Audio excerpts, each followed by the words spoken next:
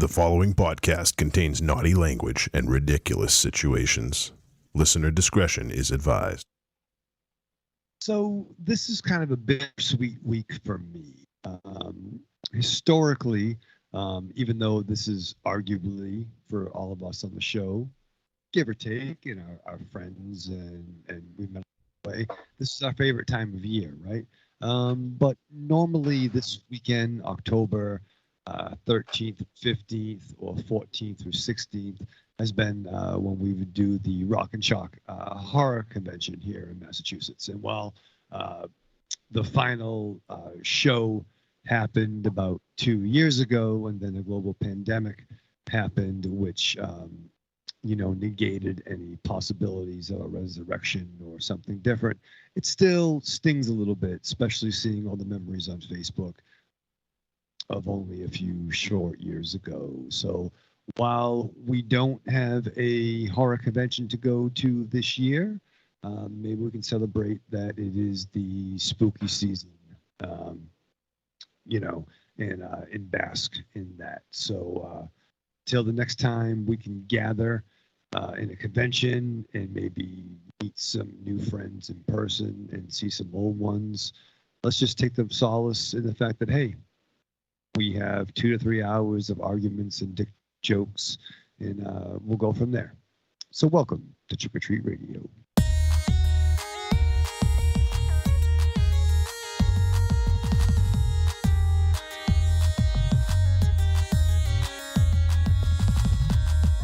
Welcome all you little zombies. You're listening to Trick or Treat Radio, starring the Deadites.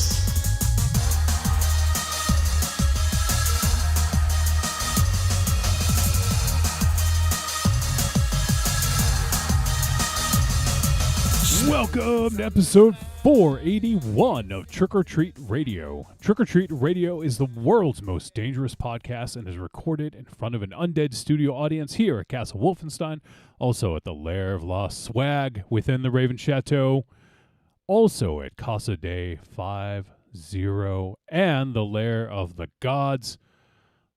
Whoa, I just noticed, MZ, why do you have posters taken down? Oh! Why do I have what?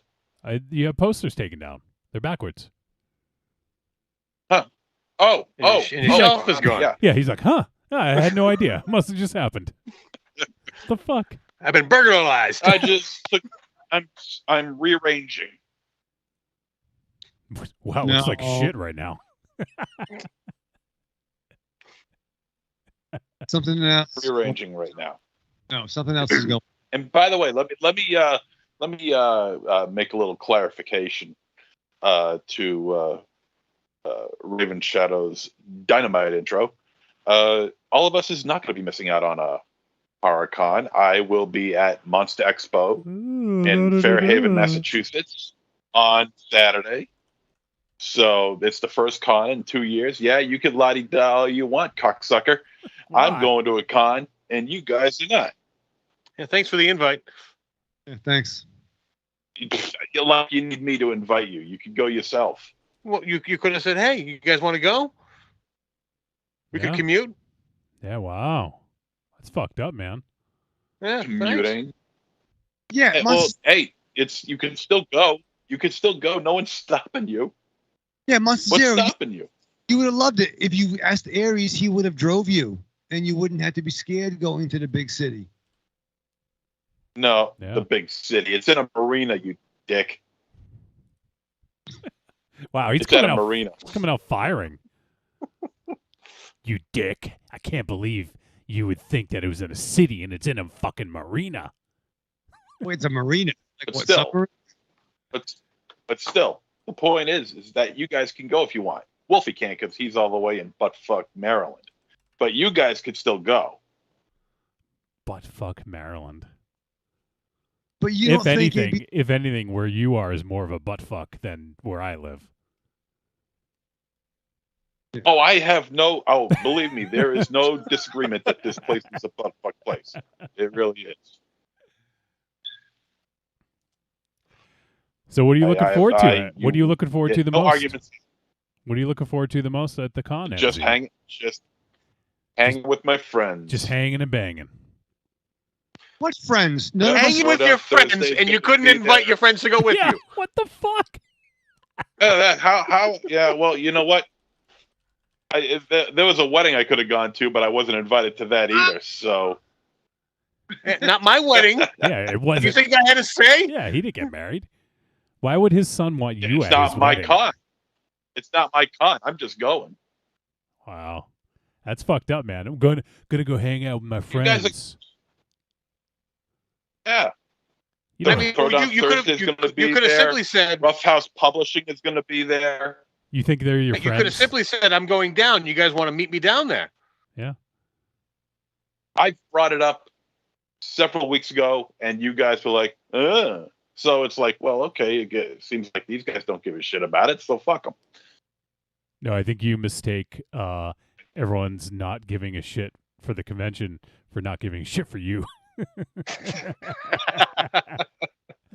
Friends, if it was- some You guys may friends. not give a shit about me, but you certainly seem to give a shit about me going to a con, No, and but you guys aren't. if we had an idea to do this, I work Saturdays, but I would look to take it off, and I would have gone down. We would have worn masks, and that could have been nice. But Derek Rook and Stephen Van Sampsons don't want to see you. They don't want to see you. They'll be excited to see me. They'll be happy that you're not there. I'd be 'Cause willing to all bet they'll do they're going to is ask get- at some point where everyone else is. Oh, they probably will. They probably will. And I told them, I'll say, well, I told them about it several weeks ago, and they just kind of blew it off, which is exactly what happened. And I'm sure they're going to be happy that Raven Shadow specifically won't be there, because otherwise they won't be inundated with fucking talk about audio cassettes and shit, or CDs and shit like that. The last time you encountered those two. What? First of all, Derek Rook likes me very much, okay, and so does Stephen Van Sampson. And that would have been a nice thing that we could do. They tolerate you. No, we could have all carpooled like grown-ups and gentlemen, and that could have been a fun day. Could have been. I've mentioned this weeks ago, and you guys blew it off. Why don't You we go mentioned you were going weeks ago. Not my. Huh? You never invited us. You mentioned you were going. Wait, MZ, you've known Aries for I 20 don't have. It's a con. What makes you think I have to invite you? You've known Aries for 20 years. You know that he won't show up anywhere unless he gets a personal invite. He's like a fucking vampire. If you do not invite him, he will not go. Right, Raven Shadow? Yes. Thank you, Johnny. Oh, fuck. Well, hey, have fun at Monster Expo, MZ. I will. And you guys can still go if you want. No, you don't want us there, so Yeah. we don't want to bother It's you. after the fact. It's I no didn't good say now. anything about you guys We'll, not we'll wanting. leave you and your friends alone. I never said anything about you not wanting. I'll take plenty of pictures and plenty of video of me and all my friends while you guys stare at each other's dicks all afternoon long. I tell you what, give Rook a big wet kiss for me, I will. and I want a photo of it too.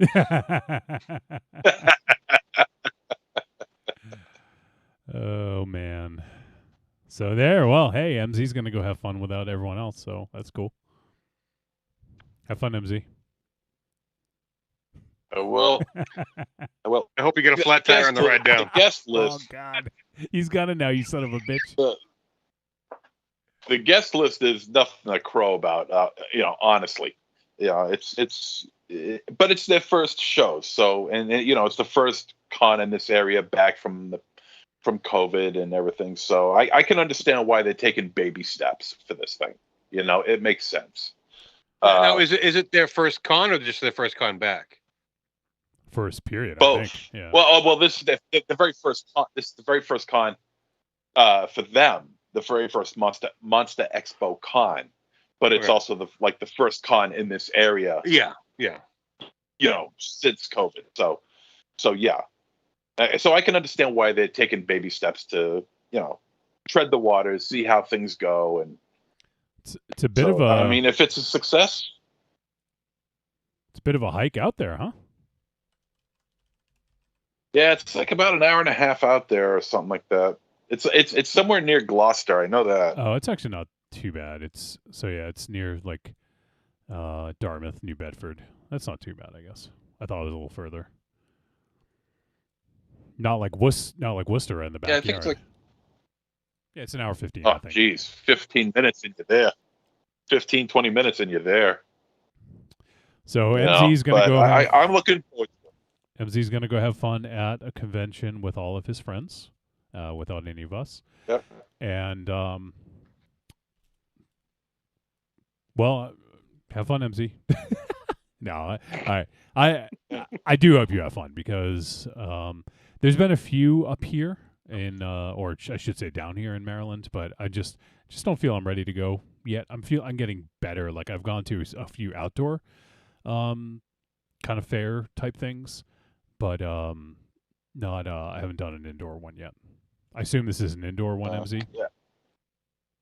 I believe it is, yeah. And I'm bringing a mask with me regardless, just in case, you know. Yeah. I mean that might be necessary.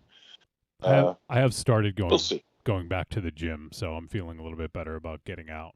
So I've been going back to the gym now, but going to work too, obviously. But we have at work, it's very like it's a volunteer thing, so there's very few people there, which is actually kind of nice. But yeah, that's hopefully this is a sign of things getting back to normal. I know Fauci told people they could trick or treat this year, so Yeah. you gonna trick or treat, Raven Shadow? You and Ollie gonna take them out? Yeah, no, yeah, we don't. They don't like us coming to people's houses. You do like giving out candy, though.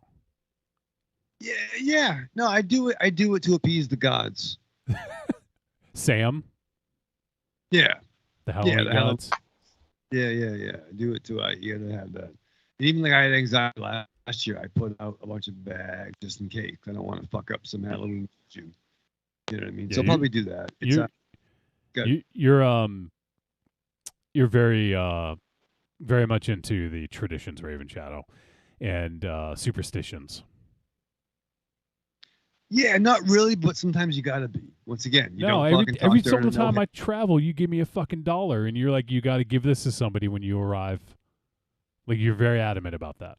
That's a superstition. when you fly, because you're my friend, and I want to give you some good travel juju. Unlike MZ, he doesn't consider us as friends. So No, I'm gonna pay someone to slash his tires. on set.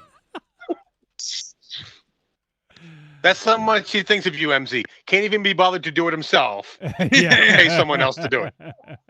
Corny, what's that PayPal thing you want to get for Aries? I'll cut. No, I don't. Guys, but it'd been nice. Maybe on a Sunday. We could have all went. Mary might have went. Aries, me and you. And Aries. You could still go Sunday. I won't be there, but you could still go. Oh, we have your permission to go? You don't need my Jesus. Have you guys forgotten what a con is? yeah, to you. It's not like a wedding. It's not like a wedding where you got to wait for an invitation to show up. You just go. Didn't you ever see Wedding Crashers? Okay. You can just go. Yeah. I should have done that. Had I have known about it, I would have done that. I didn't even know you there was a would wedding. not have. You would not. Have. Never mind. Not even. You wouldn't have went. There's a 0%. You wouldn't have chance. even gone if you were invited. Yeah, 0%. It was an chance. hour I would've been the drive. Vince Vaughn of So let me check the chat room. Marion says, "Hiya, I bet Penny Dreadful will be there. I used to love her show." Talking about Monster Yeah. Expo, I guess. Yeah. I don't know.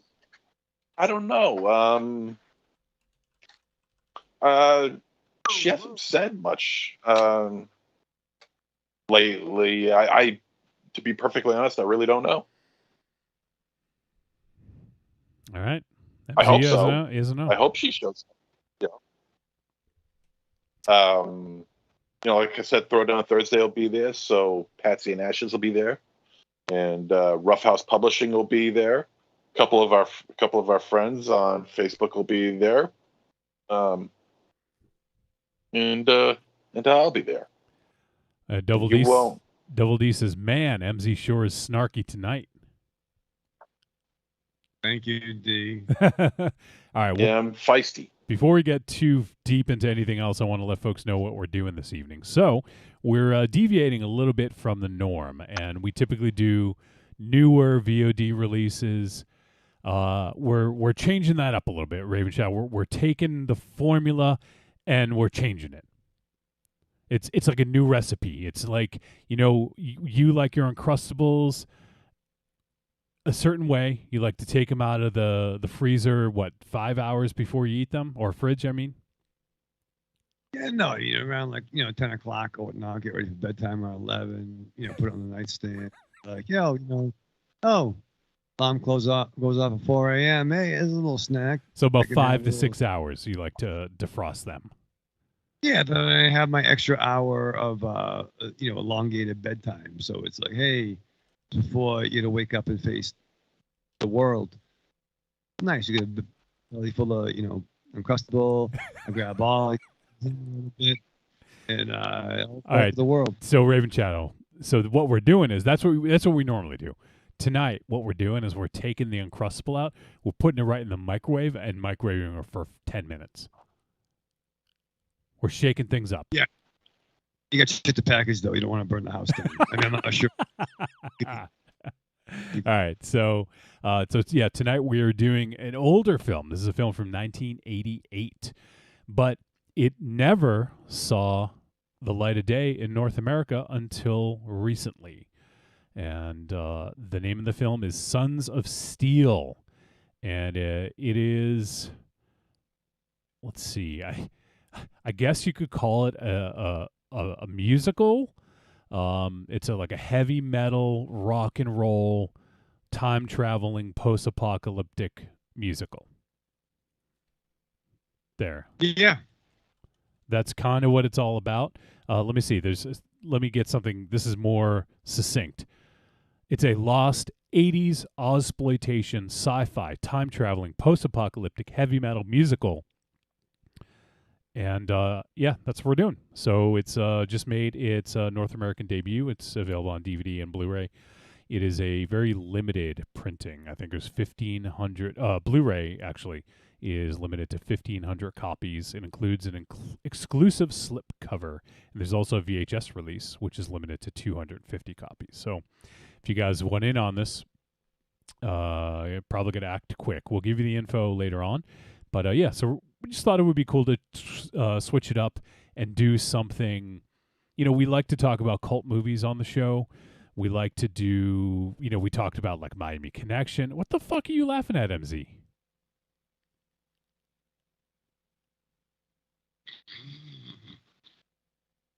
It would be funny if we could actually fucking hear you, you idiot. He's talking away. 1,500 Blu-rays, 250 VHSs. Is that what you said? Yeah. So, all right. So this is pretty limited number. So they're probably going to go real quick. So we'll give you that information later on. Yeah, like there's 1,500 people That's what I'm listening laughing live right now.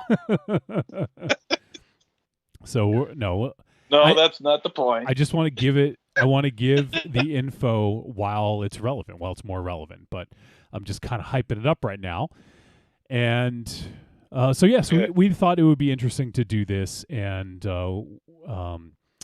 Phantom Pain Films was kind enough to provide a screener for us to check out. And we like doing these sort of like cult classic films that have been lost, like the Miami Connections, the Raiders of Atlantis, films like that. We're always looking for that next cult classic gem that we can champion and talk about. So is this going to be one of those? We shall find out in just a little bit.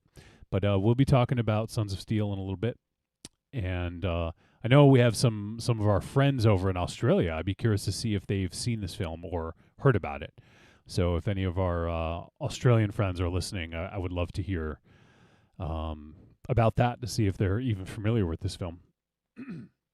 All right, Baka Chewy posted in the chat room. It says, I assume that Sons of Steel is a sequel to Steel Magnolias, starring Vin Diesel as Shirley MacLaine's grandson, Gustav, Dolph Lundgren as Dolly Parton's son, Mookie, a slow-witted rodeo clown, and Seth Rogen as Julia Roberts' estranged son, Doug Pork and Beans Kilroy, a divorced lobster man with a heart of gold. Cameos by Nicolas Cage as Miss Peppers, an elderly debutante with a very erotic secret involving the reanimated bloated corpse of Burt Reynolds, which makes an amazingly tasteless and unnecessary cameo as itself. Fucking sold. Where's that movie? Sold. Yeah. Sold. That'd be awesome. Oh, man. So, Sons of Steel being... Casper the Friendly Ghost, that's Julia Roberts, that's kid. Casper. Oh, man. That's a fucking movie, Raven Channel, huh? Oh man, Sons of Steel Magnolias. That'd be a good weird like fucking MC. Nice. That might be the episode title.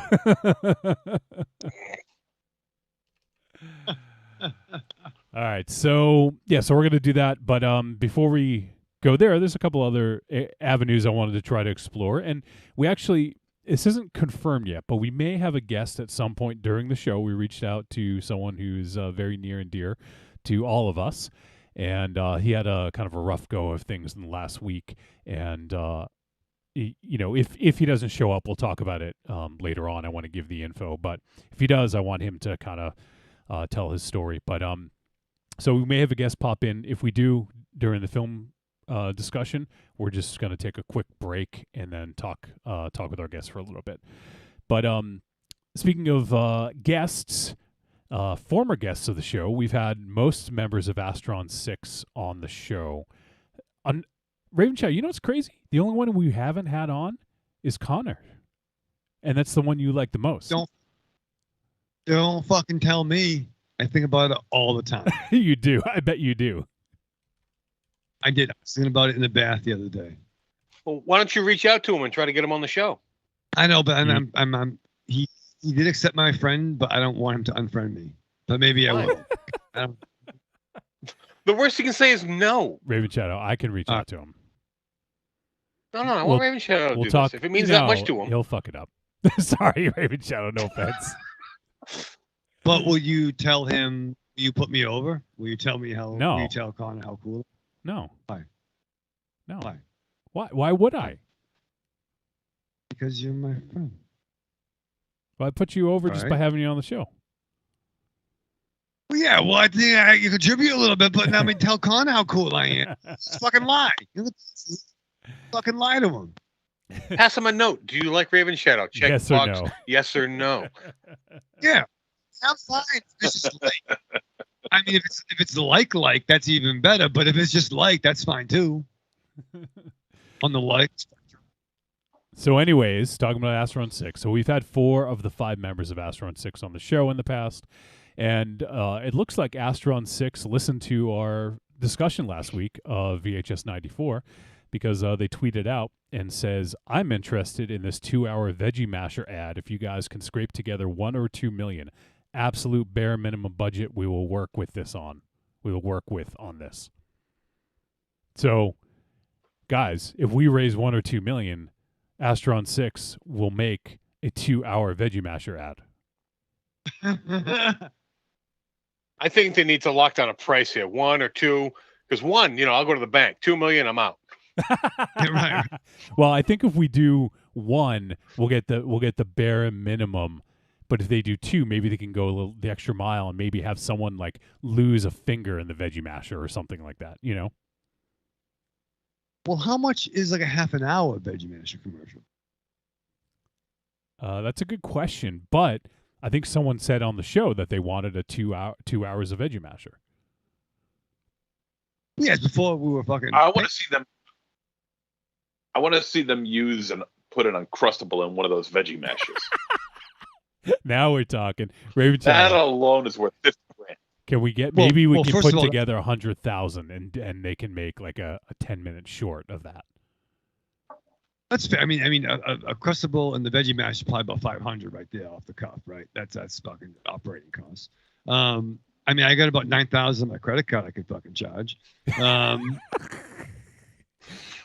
Maybe well, we had a few other people reply to that, and so I replied, and since seeing it, we've started the Cult of the Veggie Masher. Entry to our cult is $100,000. We only need a minimum of 10 members to have enough for this feature-length film. We've surprisingly yet to find anyone interested. Know anyone that wants to join? And then we had a couple replies. Let's see. SLC Andreas says, we want a Veggie Masher spin-off movie. I'm only 40% joking. And then the Wizard of Gore says, well, shit, looks like I'm going to have to sell some organs. So, hey, black market is hopping nowadays. If you sell an organ or two, you could send us the money and we'll get that going, It's true. I'm not sure if it's his organs or he has the collection. So that's fascinating to itself. That could be a movie. Well, we could. Wolfie and I, we could spare a kidney. I think the other two need as many kidneys as they could get their hands on. Raven Shadow might But actually Wolfie, you ask. and I could. Yeah, Raven Shadow might actually ask us to keep it on ice for him. Yeah, no, I'm holding out for my Kickstarter. I'm not sure what it's going to be, but it might. Yeah, it might rhyme with Manser. But yeah, lungs and liver. I mean, my liver is one tough son of a bitch. Sure. Corny I'm says, fairly certain I could donate my heart. I don't need that anymore. well, it hasn't served you well to this point. Corny says that's like 50,000 easy payments of $19.99. That's a good way of putting it. Carrots. Peas. I think we're missing the real money-making opportunity here is just to actually make the product and sell the product to make the movie about the product. Oh, so actually make a Veggie Masher, and then we'll finance the movie with that. All right, I'm on. I think I'm on board. What do you think? Then we can make the infomercial. Yeah, The infomercial can finance the movie. They had one, so they must have a prototype. Raven Chow, can you get on that? You think you can make a Veggie Masher? No, I would probably ask Aries to make it. Yeah, that's exactly. You should have said yes. I'll have it to you in 1 week, and then you hit up Aries and be like, Aries, can you make a Veggie Masher? Yes, Aries, this is what I need. This is a deadline. That way you look good, and Aries won't take credit because that's who he is. So you missed an opportunity there, Raven Shadow. You could have been the hero, and that would have got Connor Sweeney on the show, but you fucked up. Fucking Tim. Well, it's consistent. All right. So, yeah, so I thought that was fun that they tweeted at us and listened to the episode. So, big shout out to Astron 6. We are huge fans, and yes, we do need to have Connor Sweeney on the show because we need to complete the set, so to speak. We've had the other 4 members on, and actually, no, I'm sorry, we haven't had Adam Brooks on. So there's 2 we're missing. I thought we did. No, we had Jeremy Gillespie and Steve Kostansky to talk about The Void, and then we had Matthew Kennedy. So yeah, we're missing 2. So never mind. All right. Well, just be fair. My birthday is coming up in December, so if we could make the Connor thing happen around that, that'd be awesome. All right, and then the other thing on Twitter, 2 things on Twitter this week. We had let me check. Let me go down here. So the Pick Me podcast, which let me go to their page here. Pick Me podcast is a comedy podcast where we review other podcasts and then beg to be on them. So they ended up reviewing Trick or Treat Radio. So Pick Me podcast. Let me get the episode here. This was it doesn't have an episode number, but it says All Hallows Month, October Spooky Special Part 2. So they talked about us. They talked about the Swearwolves, which I've actually heard their show, and it's good. And also Friday the 13th, which is also a great show. So we got grouped into a nice little assemblage of podcasts. And it says here, more Halloween special, more podcast reviews. Let TJW keep you in the spooky season spirit with more podcasts that review and talk horror. So he talked about us, Trick or Treat Radio, and it was mostly positive, which we appreciate. I think the only negative, and it wasn't even a negative, it was a critique, and I do agree with him that we've been doing this show for, I think he said that we had over 500 episodes, which I think is accurate now. I think we are over 500 total episodes. But the first hour of the show is just us bullshitting. And a lot of times we talk about some in-jokes, we talk about some of our history, and we talk about stuff that isn't necessarily relating to horror. You know, that's kind of what we've been doing for 9+ years at this point. So, and it's been fairly effective. And, you know, we just kind of go off the handle and do whatever for the first 45 or so minutes. But I can totally see where he's coming from. And for somebody who just wants to hear the film, you know, like maybe they don't want to hear us just kind of shoot the shit about whatever. And that's totally understandable. And but otherwise he had nice things to say. He said that we're more like a radio show, which, I mean, that's kind of what we had always gone for, right? Is to be more of like a kind of we used to call ourselves the drive time show from hell. Well, right. I mean, that's the thing. Like, I mean, I would say MZ follows us too. We were fans of the old school Howard Stern show. And if you listen to a drive time morning show, you listen to your commute. You listen from when you leave the house to when you get to the office, typically. Right. You may not hear the whole thing. Yeah. Right. And being a fan of that, like, I love the intro. My favorite part of the Stern show was the intro when they're starting, and the news when Howard and Robin would do the news. Anything else was gravy to me. That was just my favorite as a listener. And yes, I totally get that criticism. But as he mentioned, we are known for our length. And at 2 to 3 hours, it's that experience. So yes, if you really want to jump into Sons of Steel, wait a little bit, because we're not getting there yet. While other podcasts like Talk Without Rhythm might be more succinct. But it is that drive show that you could listen in its entirety. You can pause. You know, I think MZ and I did the same thing. We'd put a cassette tape in for Stern, and we would get what we got when we got home. You know, you might get a whole block of commercials, or you might get some content. And that's what we've been trying to do. And I think that's the culture and the friendships we've made over the way on almost 10 years. You know, I liked hearing about Howard's family or that kind of stuff. So once again, it's all subjective. Yeah, and this show rewards for listening, right? Like if you just tune in for like an episode, you're like, oh, I want to hear them talk about Sons of Steel. You know, you may not get some of the in-jokes and some of the things that we talk about in the intro, because it may reference previous episodes or previous experiences in our 20+ year friendship. You know, and that's a shoot. Like, it's hard for us to like not reference those things, right? Because there is story and history and experience and things like that. So, you know, that's the idea, is that hopefully people dig it. If they don't, you know, not every podcast is for everybody.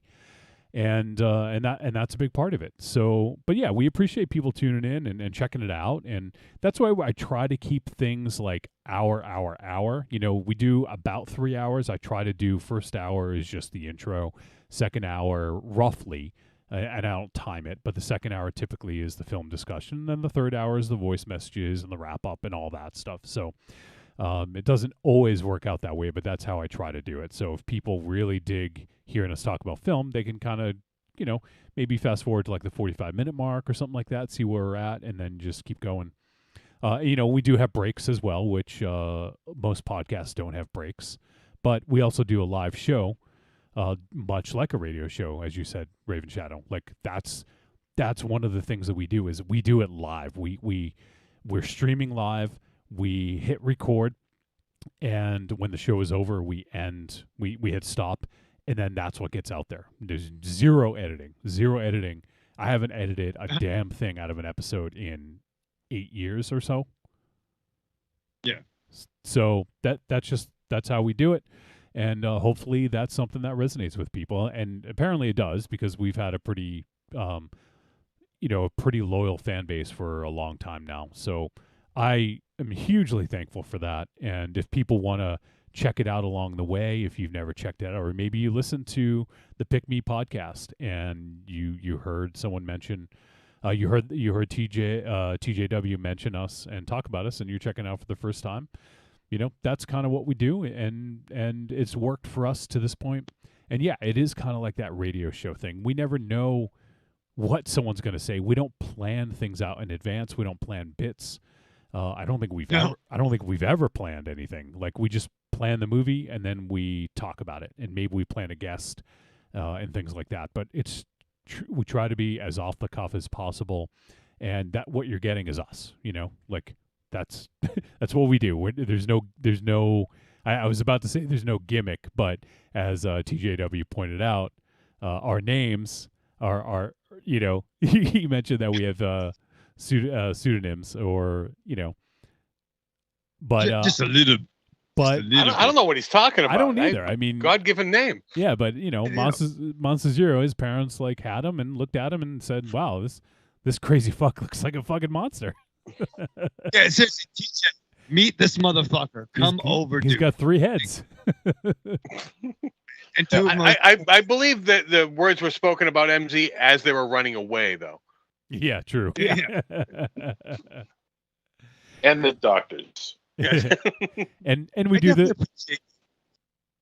the show live, and as Corny actually just pointed out, the interactive element is that I like. Most of my voicemails get lost in the internet, though. Very funny, Corny. By the way, just for the record, on the Star Wars show, I did forget Corny's voicemail last night, but I made everyone start the show back up so we could put it in there. And I didn't stop hitting record. We just kept going, and we did the outro twice. So I did play your voice message on the Star Wars show, Corny. Corny also says he has some nice words. He says, "You have a radio voice, Wolfie." Well, thank you, Corny. I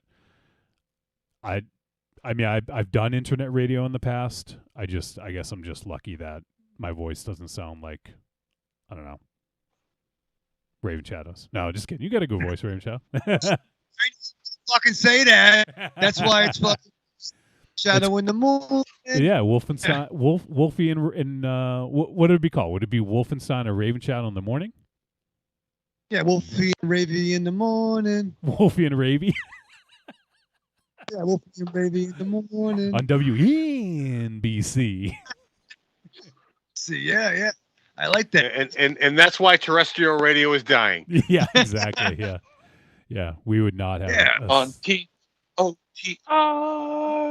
TOTR. Coming at you. Yeah. Coming at you on WTOTTR.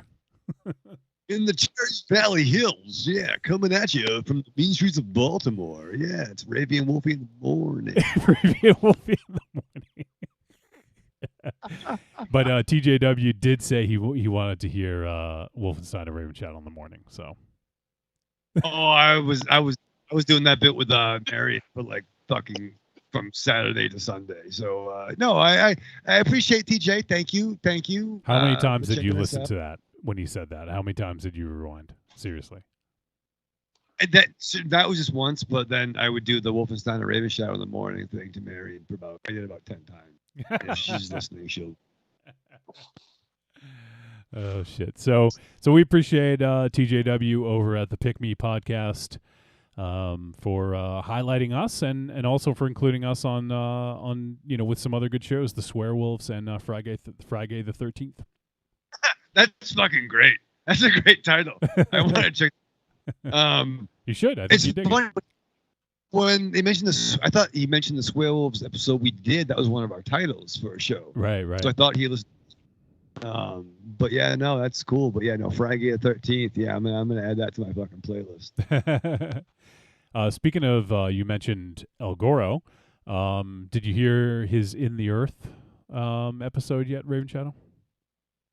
Not yet. I'm a little behind on his 30 Day. 31 Day. It was on his regular episode he did in the Earth, but that's that Ben Wheatley joint we did a couple months ago. Yeah. If you I hear gotta someone check it out. smarter So than with us, the- check it out. That's fair, but I get confused sometimes. He's been doing a deep dive in like 20 stuff, a lot of like non-talkie pictures, which is always great. It's still great insight. But I gotta get on that. So those are the two things I wanted to bring up on Twitter this week. So we appreciate Astron6 and also for Pick Me Podcast for checking us out and talking to us on the show. Okay, well, I think we can probably start to wind this down. I want to start talking about this flick in a few moments. But before we do that, there is a couple ways that you can help support us. And number one is Patreon, patreon.com/trickortreatradio. And there you can join for as little as $2 a month, and you can help support the show. And in there, you can get access to all of the channels on Patreon. You can get access to the Monsterpiece Theater Movie Club. You can get access to the Black Hat tapes. Or maybe you could do your own Patreon takeover show, which we're going to be doing soon. Talk to Corny today. He's zeroing in on his movies. One of them, I think, will be pretty cool.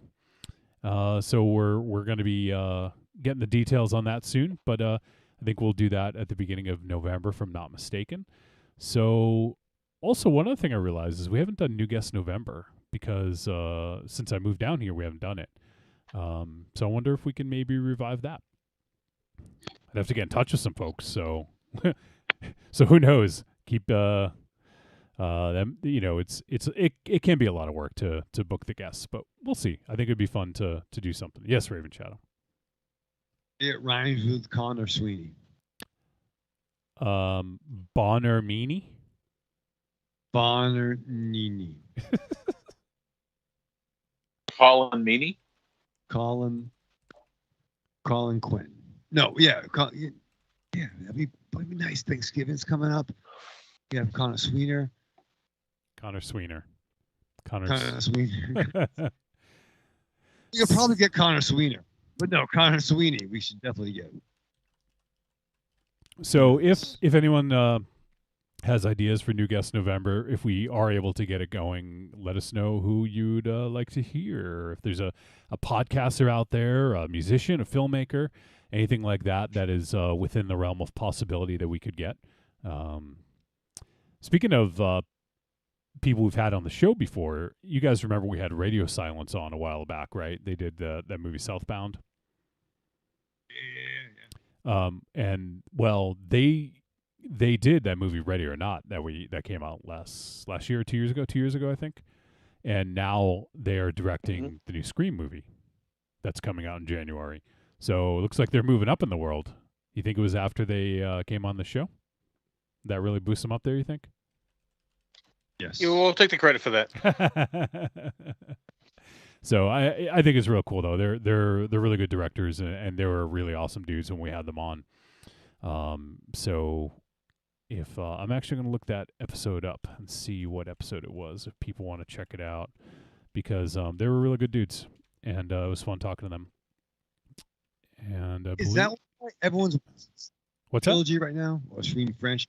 Yeah. Is that why probably. everyone's watching the Scream franchise? Yep, probably. Let's see. Right.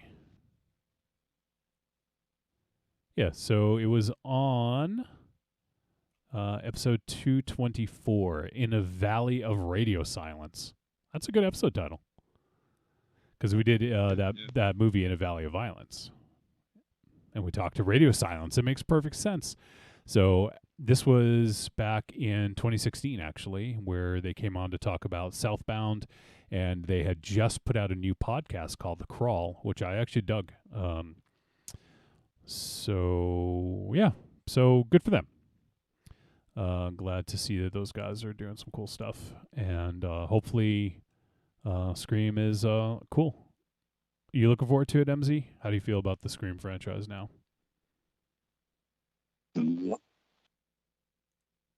Outside of the first 10, 12 minutes of the first episode, everything after that is garbage. There you go. The first, not the first episode, but the first. Yeah, I know what you mean.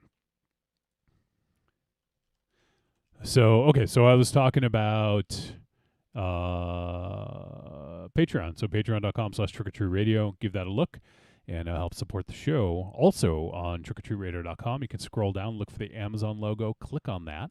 It's going to bring you to Amazon. It's going to input our affiliate link, and everything you purchase in that session will get attributed to us. It doesn't cost them any extra, Michael Raven Shadow. But it's another way to help keep the lights on. That's right. So you guys could help support the show just by doing your normal shopping. If you just use our link, we get a little cut.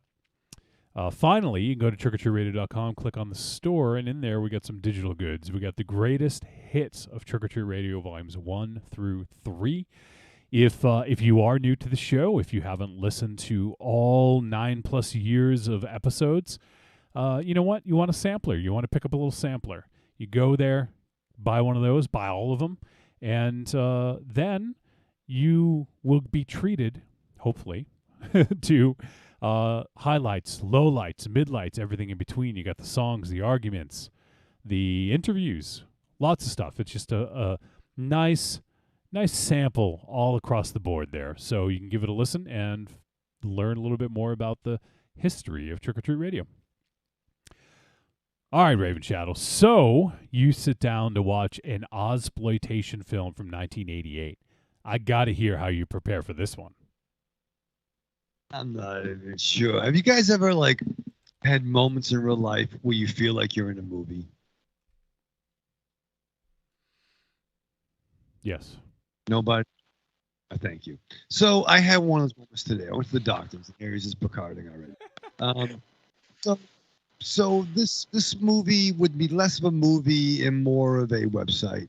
And it might be more of a production Is it, that made Monster Zero. What website is it? Pornhub. No, I was gonna say, is it what was that one that Dorm something or other? Do you remember that one? Oh, that wasn't Monster Zero. That was the Working Man. That No, was I know. Voyador. I know it was the Working Man. I forget the name of it. I don't know, something like that. It was Dorm, Voyador. That was it. Voyador. So I'm going to the doctor today. You understand, right? So and it's a 1-year follow-up, whatever the fuck. So they were like, hey, this little fucking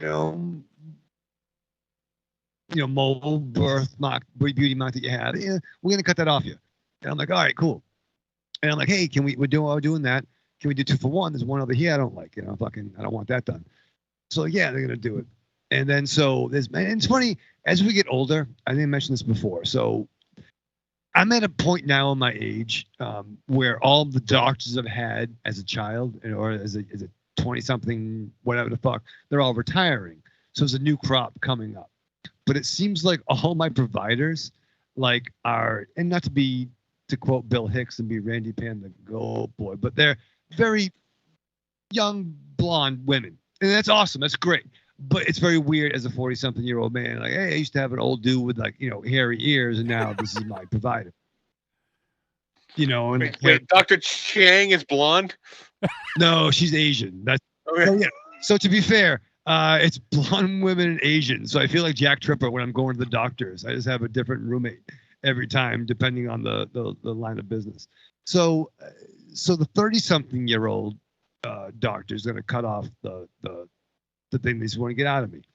So in the room now, so we're doing that. Now I'm half nude now, right?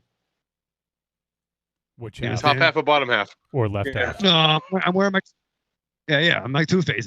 I'm like half nude, half not. No, but I have my pants on, but my shirt's off, and that's not good for anybody. And Johnny, as you know, I have a very hairy chest, and so does Marion. Whoa! But Marion has what? What? You said I have a hairy I- chest, and That so does was Marion. a weird thing. Yeah. You that was a should weird not thing say to it group that way. together. Yeah. no, I said as Johnny, as you and Marion know, I have a very hairy chest. No, you said Still- I have a very hairy chest, as does Marion. The way you worded it No, was I- not very favorable for her. No, don't be a dick. I'm not being a dick. I'm literally repeating what you said.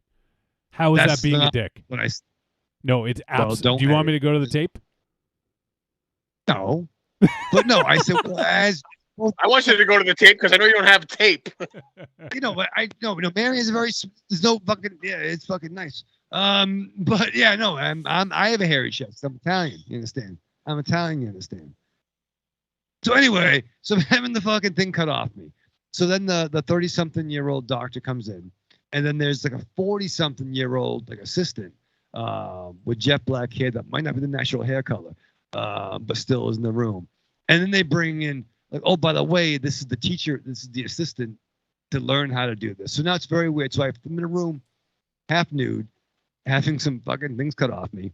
And at one point, so there's one in the back of my neck. So literally, I have a patch on my neck. I feel like Bing Rames from Pulp Fiction. I have a band-aid. Sure, so sure wasn't a caterpillar? No. I'm just kidding. Jesus Christ. So then, so they're cutting it off and whatever the fuck. And then I'm like, oh, should I hold my ponytail up so you can get the bag? And like, oh, we can hold your ponytail, but your arm's too tired. And I'm like, no, I can hold my ponytail. All I'm just saying that real life ain't like the fucking movies. So the takeaway to this is when you have your shirt off, people realize how frail you look and realize that holding hair it might be a strain for you. It's true. You're expecting to hear. Wait, were you expecting to hear? Boom, boom, boom, boom, boom, boom, boom, boom, boom, boom, boom. Is that what you were talking about? I'm just saying that, right? No, so literally, I do have a hairy chest, like a Jerry Ordway Superman drawing on the body of a pre-Super Soldier Serum Steve Rogers. So it sucks. And I had a couple things cut off, a piece of mine, the biopsy, and $30 copay. I'm saying it was fucking weird. You had to fucking be there. Why was it weird? You had something biopsied. You were shirtless. It's not that weird for a guy to be shirtless or get a biopsy. All right, well, whatever. Well, he thought he was in a movie, Aries. And you know what happens in the movies when you have your shirt off in front of a younger woman. Well, 3 of them, but that's fine. But no, not that I would expect that to happen. It just was like, hey, it's like all the pieces delivery guy can't. Yeah, you were expecting it to happen. Like the plumber, hey, is he fucking, check your dipstick. And once again, nothing. It was all very professional. It's all there. But like, it just was like one of those. Hey, it's kind of funny. No one. All right, Monster Zero. You have no fucking idea. All right, good. Because you don't subscribe to any service at all. MC fast forwards those parts of the. Why would he? Movies. Why would he subscribe to a service? He needs 5 seconds. All right, well, click a button. Click the button. All right, well, whatever the fuck. It's just weird. It's weird getting older. Doctor's office and having COVID. All right, we'll see what happens. I'm pretty sure it's not cancer, so I strapped on. What you really want is some blood and thunder in your life. Well, friend, you found it. The Cromcast is an adventurous journey through the history of two-fisted pulp stories. With your hosts, John, Josh, and Luke. We have action, horror, and adventure, all through the lens of pulp luminary Robert E. Howard. Don't just stay in your ordinary life. Find your pulp life at thecromcast.blogspot.com. The Cromcast. The Cromcast. The Cromcast. A podcast for the barbarian at heart. I'm Alex West. And I'm Andrea Subasati, and we're from the Faculty of Horror podcast. And you're listening to Trick or Treat Radio. Oh, delicious nerds. Ms. M knows you like to chat it up with other sexy shut-ins about comics, movies, video games, and your favorite TV shows. If that sounds like you, cuddle up to the Trick or Treat Radio Facebook group, or the FIB. That stands for Fan Interaction Board. Just go to Facebook and search for Trick or Treat Radio and have more fun than a Jedi at a lightsaber sale. Not enough? Watch us on YouTube, The Deadites TV, all one word. Last but not least, check out the world's most dangerous talk radio show, Trick or Treat Radio, at trickortreatradio.com. I could be standing outside a woman's prison in a fistful of 50s and a bouquet of dildos, and no woman would come near me. Did you say a bouquet of dildos?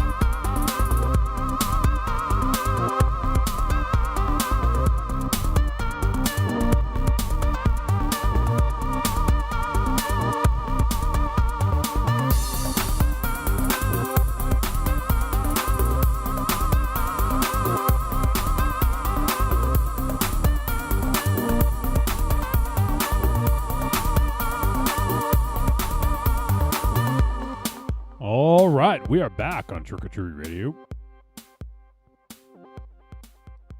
At least two of us are. Two of us, yeah. Oh, there's Oh, MC. there's three. There's three. Can I tell you, when I sat down and looked at the screen for a second, I thought MZ's chair was Oogie from Nightmare Before Christmas for a second. Oogie Boogie. That's funny.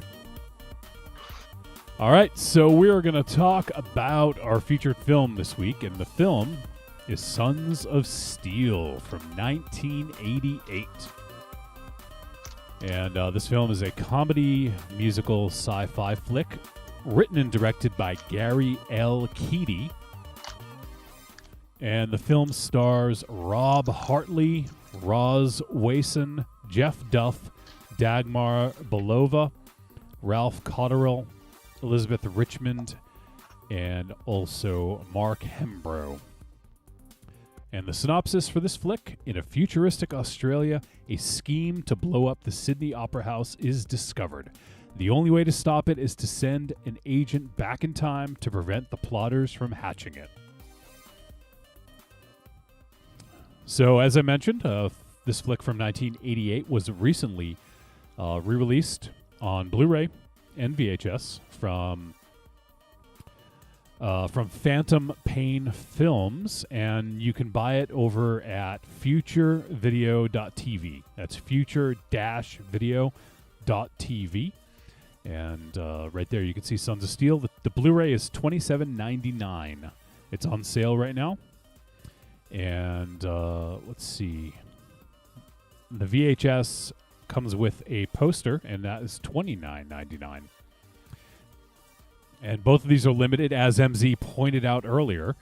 The VHS is limited to 250 units, while the Blu-ray is limited to 1,500. So if this is something that interests you, you may want to jump on this ASAP. But you can go to future-video.tv, and that's where you can go ahead and purchase it. So I'm actually not too familiar with Phantom Pain Films, but it looks like they're a new imprint, kind of in the boutique division, I guess you could say. And, you know, there's a lot of other companies out there. What are some of the other boutique vendors out there, MZ, that are re-releasing cult films? Boutique titles? No, not titles, but companies. Shameless. Oh, yeah, well, that's what I mean. Companies. Shameless, Arrow Video, of course, Scream, Factory, God. Our friends over Vinegar Syndrome, Severin. Of course, Vinegar Syndrome, Severin. I think Code Red is still around. I'm not certain. Let's see. Synapse. I think Image is still around. I don't think Anchor Bay is around anymore. But I mean, the releases are getting better and better. Let's see, Grindhouse releasing. Maybe if I look at my titles here, I'll something be triggered. Let's see. Well, we don't have to name them all. Yeah, just well, of course not. But yeah, like Trauma. Trauma has a vast library of lost films that haven't seen the light of day in decades. So yeah. But that's a few right there. Yeah. So it is something, and as it's funny, as physical media dies in the mainstream, there is actually a really big market for it. Is actually a really big market for it amongst collectors, people who really dig, especially of genre film. I think that's where it really shines. Because I don't know if there's any boutique labels out there that are releasing like classic like comedies. I guess Shout Factory, right, would do some stuff like that. They sometimes have comedies and dramas and other stuff like that. But for the most part, it seems like a lot of these boutique labels are doing more of the genre stuff. I think there's more of a desire and a need for them to put that stuff out. Especially these like there's something kind of cool about discovering a movie that's been out there that people haven't seen. Like, once again, we've mentioned this ad nauseum on this show, but Miami Connection, right? Zach Carlson, when he bought that off of eBay for $50, bought the print, he had no idea what he was getting, and now it became a little bit of a phenomenon and a cult movie. So there's also this sort of like cool, I found it, and there's this, because I'm stumbling over my words here, but the thing is, like, what people want from film has changed. Look at John Carpenter's films; most of them fucking bombed in the box office, right? Now he is one of the most influential, respected filmmakers going, but he was not thought of like that back then. It's only in hindsight now that we can look. What's that, MZ? I was just going to say, yeah, and if you didn't know any better, you'd say he's plenty bitter about it. It's weird. It's like almost all his entire library. I mean, from say like 78 with Halloween, all the way up, for the next 10, 11, 12 years after that. I mean, movies like Ghosts of Mars and Body Bags. I mean, those are movies that I mean, I guess they have their small cult fans, but his output from 78, my personal opinion of these films notwithstanding, from 78 to 88 or 90, Carpenter was doing really, really well for himself. Yeah, he was doing really good. He was putting out good product. It's just the only problem is that nobody realized how good his product was until 25, 30 years after the fact. Yeah, and a lot of it. And he's plenty. And like I said, he's pretty bitter about it. He's got. I would not blame him one bit. But is he really bitter about it though? I mean, when asked about, like, he's always like, "Well, I get a check every time they do a remake or do something." So I don't know if he's really bitter. Well, that's just it.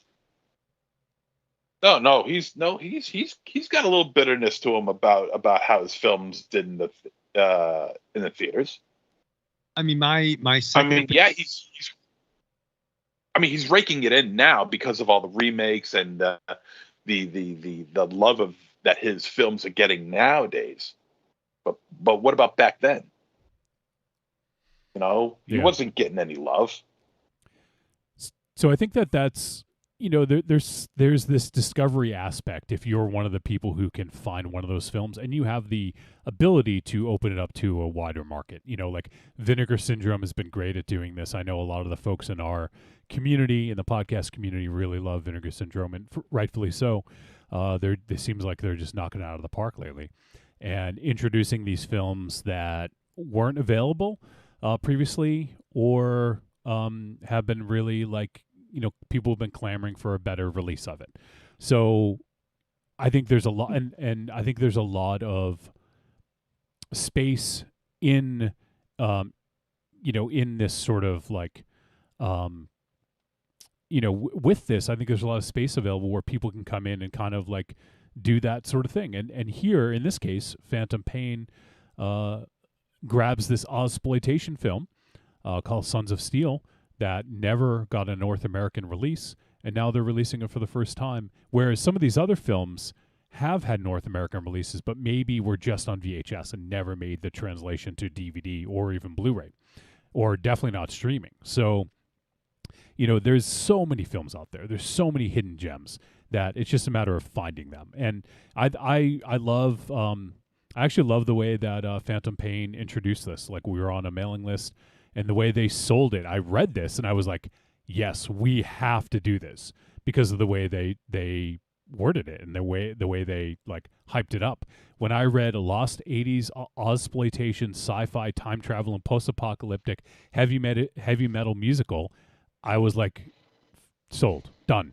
We got to do this, because that's not something, I don't think I've ever seen a movie that encompasses all of these things in one. And, I wanted to see if they could pull it off. So kudos to Phantom Pain for putting out a film like this, and having it hopefully finding an audience, because, and just kind of going through Twitter and stuff, there seems to be a cult following for this film.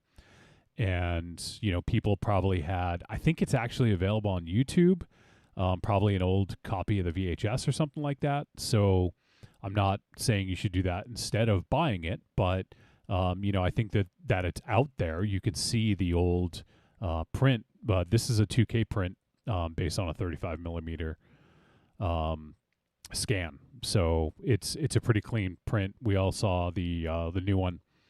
So, all right, well, let's jump in and start talking about Sons of Steel. So, I guess my first question is, does this live up to the promise of lost 80s Ozploitation, sci-fi, time-traveling, post-apocalyptic, heavy metal musical? Having never heard of that genre before, I will say, no, this did not live up to it. No? Okay.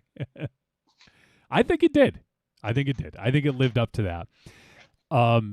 Now, I haven't seen a ton of Ozploitation. I've seen some. MZ, you may be a little bit more knowledgeable. You've seen some Ozploitation in your day, right? Some, not that much. Okay. I'm sad to say. Yeah, actually, believe me, I wish my library in my head was a little bit deeper as far as Ozploitation films go, but no, it's not. It's pretty shallow. But you do know you do know about the genre. Like, I know you've read books about that include exploitation, that include sections about Ozploitation and stuff, right? Mm-hmm. So I know that you're knowledgeable about the subgenre. So, obviously, if folks aren't aware, it's an Australian film. That's the Oz part. And it's just sort of this 80s exploitation film about a heavy metal rocker named Black Alice. And Black Alice is not only is a heavy metal rocker, he's also a peace activist, which I've never seen those two things put together in a movie. So that alone I thought was fucking hilarious. Raven Shadow, what all right, tell me what did you think of Black Alice? My first impression is it's Brian Johnson from AC/DC playing Lobo in a 1980s musical. All right. That's good. It's not too far from the truth. Now, when I first saw Black Alice, the first thing that came to my head is that he looked like a muscular, beefed up version of Jim Van Beber in the film My Sweet Satan. And he just looks like a beefed up version of him. I mean, and there's no other place you could go with Jim Van Beber's physique back then, because any less of what Jim Van Beber was as his physique went, he'd be Raven Shadow. So there's that to consider. I just want to throw in my 2 cents about my first impressions. I thought of Derek Rook playing Alice Cooper. Okay. I gotta say, I kind of fucking love Black Alice. This, and apparently the dude who played him, Rob Hartley. He must have been a musician in Australia, because he sang all the parts as well. So that was, as he's performing in the film, he's also singing all of the parts for Black Alice as well. So, and I wondered too, almost like Sebastian Bach doing. Didn't he do Phantom of the Opera on Broadway? Yeah. Oh yeah. And the look, he had a really crazy late 80s, early 90s look. I know it was 88, but like it was. It's clearly a wig, right? I don't think so. Well, maybe there's I mean, the hair was legit. I don't know if you mean like the length of it. Maybe there was like something on it. No, because he had like a widow's peak, but like it was like he had the hair came out on like it wasn't a forehead; it was more like a 6 head, right? Like he was balding, so he probably had extensions. Yeah, he was bald, a full wig. Yeah, he was definitely bald. But he had the peak though, which is, I mean, once again, there's no shame in the game, but like it's weird how it was fitted there. Like I think it was just a style. It's like a post-apocalyptic. Like, look at the fucking Road Warriors from wrestling, right? Okay. That's what I thought he was going for. Like, it didn't seem like he was balding to me. That's No, what I thought too. Yeah. That's what I thought. But it was clearly a piece. It was that was not real. That was No. I think it was his real hair with extensions.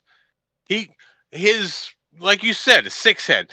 He had a receding hairline, but he grew his hair out. That's all that was. Skullet. Skullet. A skullet? I never heard of that term. Okay. Yeah.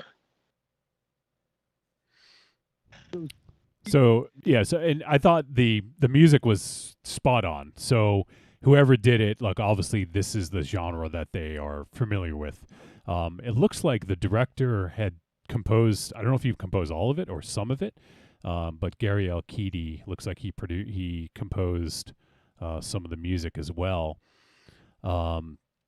which I think is kind of cool. But yeah, this is a weird fucking thing because a post-apocalyptic time travel sci-fi comedy with musical elements, and some of the musical segments were like cringy but fucking hilarious. Like it wasn't like bad that it was like so bad it's cringy, but it was just like some of them were just ridiculous. I love when, and we're gonna jump all over the place here. We obviously this movie, we don't have to worry too much about spoilers with this, but when Black Alice gets sent into the future, and he all of a sudden shows up, and there's that barbarian and the scantily clad woman, and he just shows up on a pedestal right before them.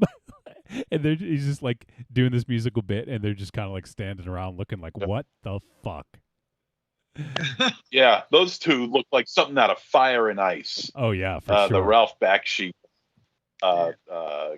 animated film, and I got to say that particular. I'm glad you brought that up. That particular part, because that was, to me, that was the best scene in the entire movie. Because I mean, you got the barbarian and the chick, and they're just like looking around at this guy standing on a pedestal with the light beaming down on him, and he's belting out this tune, a really cool tune, I might add. It really kind of fits the tone of what we're seeing right here. There's just something about that scene that just made me go, what am I watching? But I mean that in a good way. Yeah, that was the one for me too, because prior to that, I was kind of getting my bearings with the film, because it is a little, I will say the plot doesn't make the most sense. And it's funny, the director, Gary Elkidi, he actually wrote a review on IMDb and talked about, like, it's almost like he gave like a little commentary before commentaries were like a thing. Like he posted it like, let me see, in 1998, like he posted a review on IMDb about this movie and just kind of talked about some of the stuff behind the scenes and stuff. So I do want to read that in a moment. I thought that was kind of funny that he put that on IMDb. But, the film was a little hard to get the understanding of like, what is Black Alice? Like, who really is Black Alice? What is he doing? What is like Oceana? Like, what is their purpose? Like, what are all these, it's like, who's doing what and who's the bad guy? Who's the good guy? Because Black Alice like could be perceived as like the bad guy. Like he comes across as like kind of likable. He's like a heavy metal Yahoo Serious almost, like yeah. He's funny and he's got some good one-liners here and there, and he's just like kind of like ridiculous, but Alice, don't milk, it's going green. Oh yeah. What the fuck? Yeah, I was like, what the fuck? She's like, that's been there forever. He like spits out the milk. He's got like green milk all over his fucking chest. Yeah. There's so many bizarre things in this that are just what the fuck moments.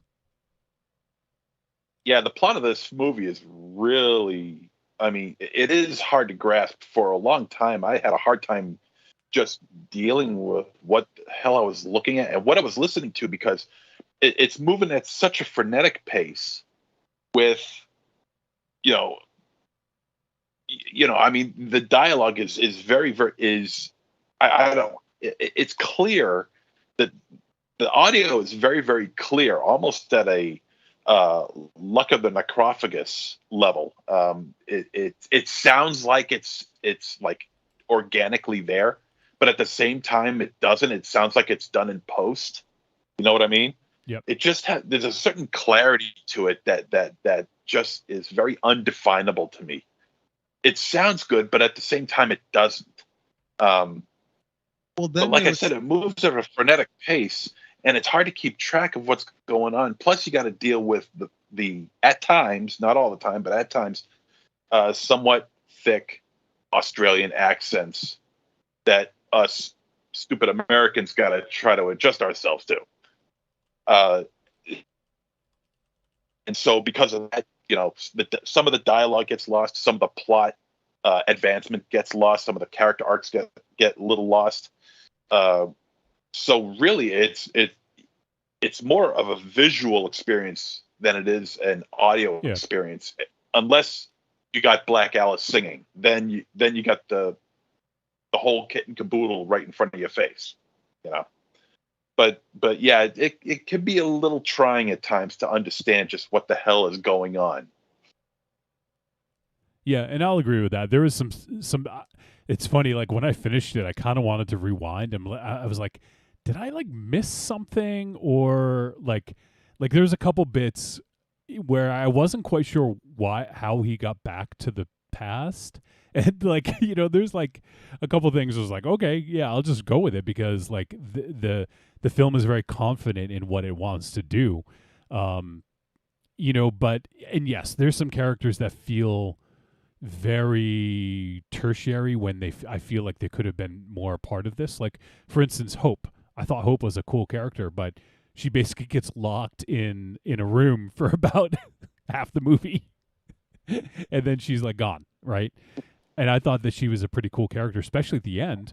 I thought her and Black Alice were like a great team, and they had some great interplay, and I would have liked to see more of that, especially given the fact that we had like 3 different blonde women in this that kind of play off of Black Alice. It seems like maybe they could have found a way to just have the one and play off of Black Alice a little bit better with the character of Hope. But that was one of the things. But I liked how bizarre this was. Like, I liked the world that was created, and it was this sort of like tech heavy futuristic world.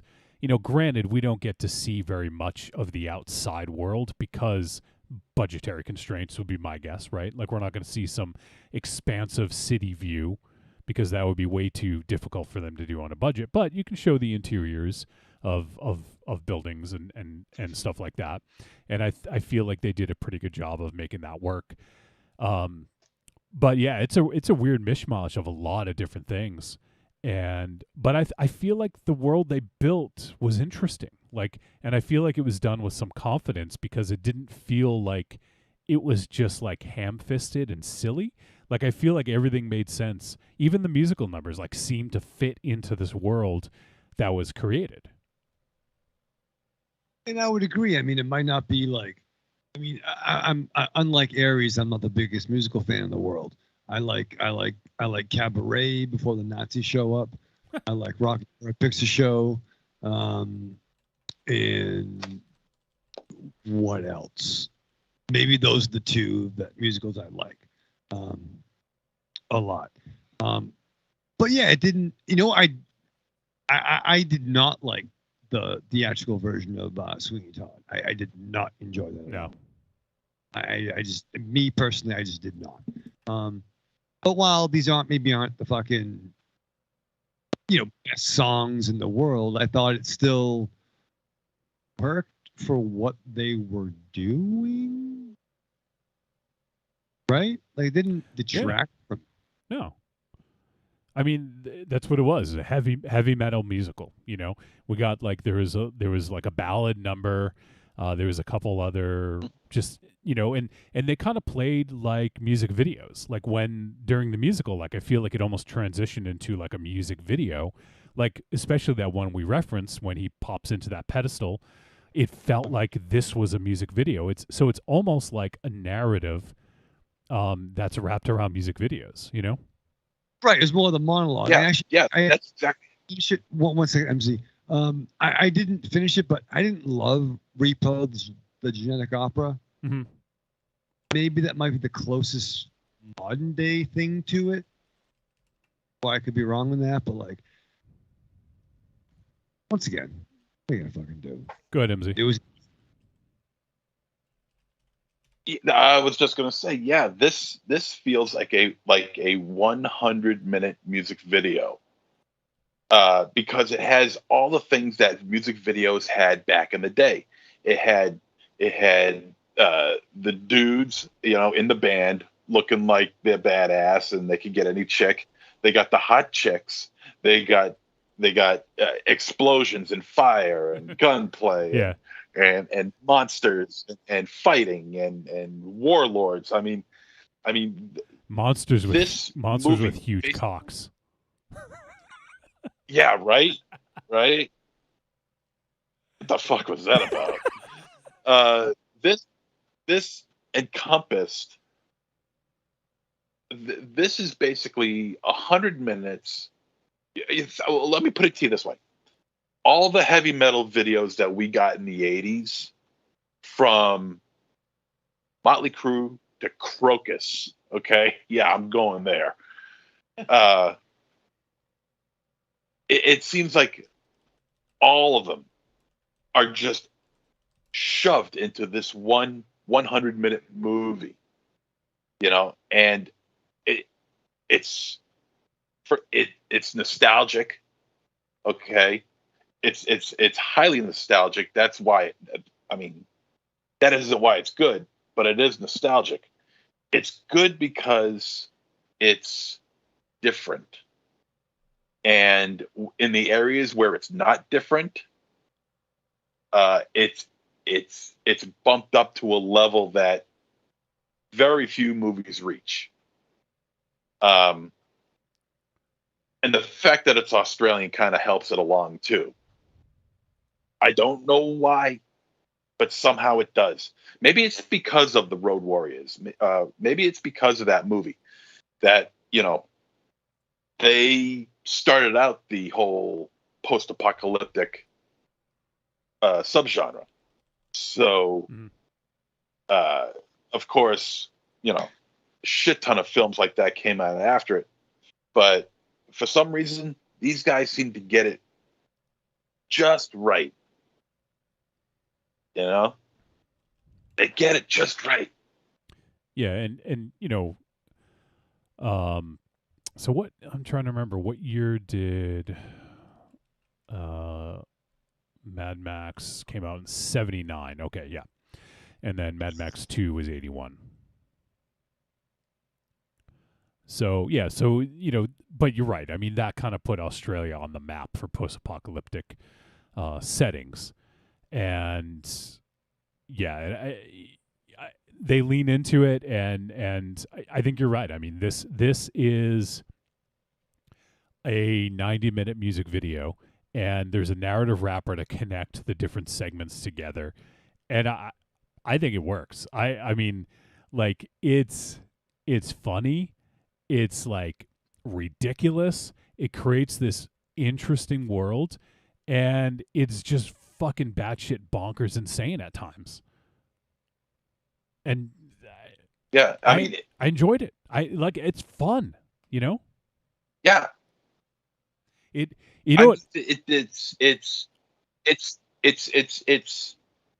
doesn't look like it had it doesn't look like it had a hell of a budget. No. It looks cheap. It feels cheap. And for some reason that plays into its favor. So this is just from Wikipedia. I don't know how accurate this is, but it says the budget was 3 million Australian dollars. I'm not sure what the transfer rate is, but I mean, that's still a decent budget for, it seems like it's a decent budget, but yeah, this is like, that's not much, I'm going to look at what the transfer rate is. But that would have been pretty good for, 88? 88, yeah. Yeah. Does sound like it would be pretty good. Even for a low budget affair. Yeah. I mean, and there's some scenes and some dialogue in here that's just LOL out loud, really. LOL out loud. Like, how about now? There's one scene that I caught. I saw it and I was like, "Holy shit!" It was a scene near the end of the film where Hope, I think that's her name, Hope, the blonde is on a motorcycle with the black yeah. strand. Yeah, that's Hope. Yep. Yeah, she's on the motorcycle. Yeah. That's the one. Okay, and there's a scene where she's riding her motorcycle down, I think was a tunnel, and as she passes by, the camera sweeps along and follows her, and she does a small jump over a car and then crashes. Yeah, all in that one shot. And it looks so painful. I'm like, Jesus Christ, did that really happen? Oh my God. Oh God, this God. And I like what a movie. I like the character of what's his name again? Sekta. He's the one that like kind of, I don't know what the term was. He like kind of vaporized Black Alice or whatever. And then he was also in the future. I thought that character. Oh, was he the one with the short black hair with the long blonde hair? Yeah. He was the main villain, I guess you could say. I thought that character was fucking hilarious. He reminded me of too. Oh shit! What the fuck's his name? Paul Bettany. He reminded me of like a young Paul Bettany. Interesting. Okay. In like Solo or like just in general. Yeah.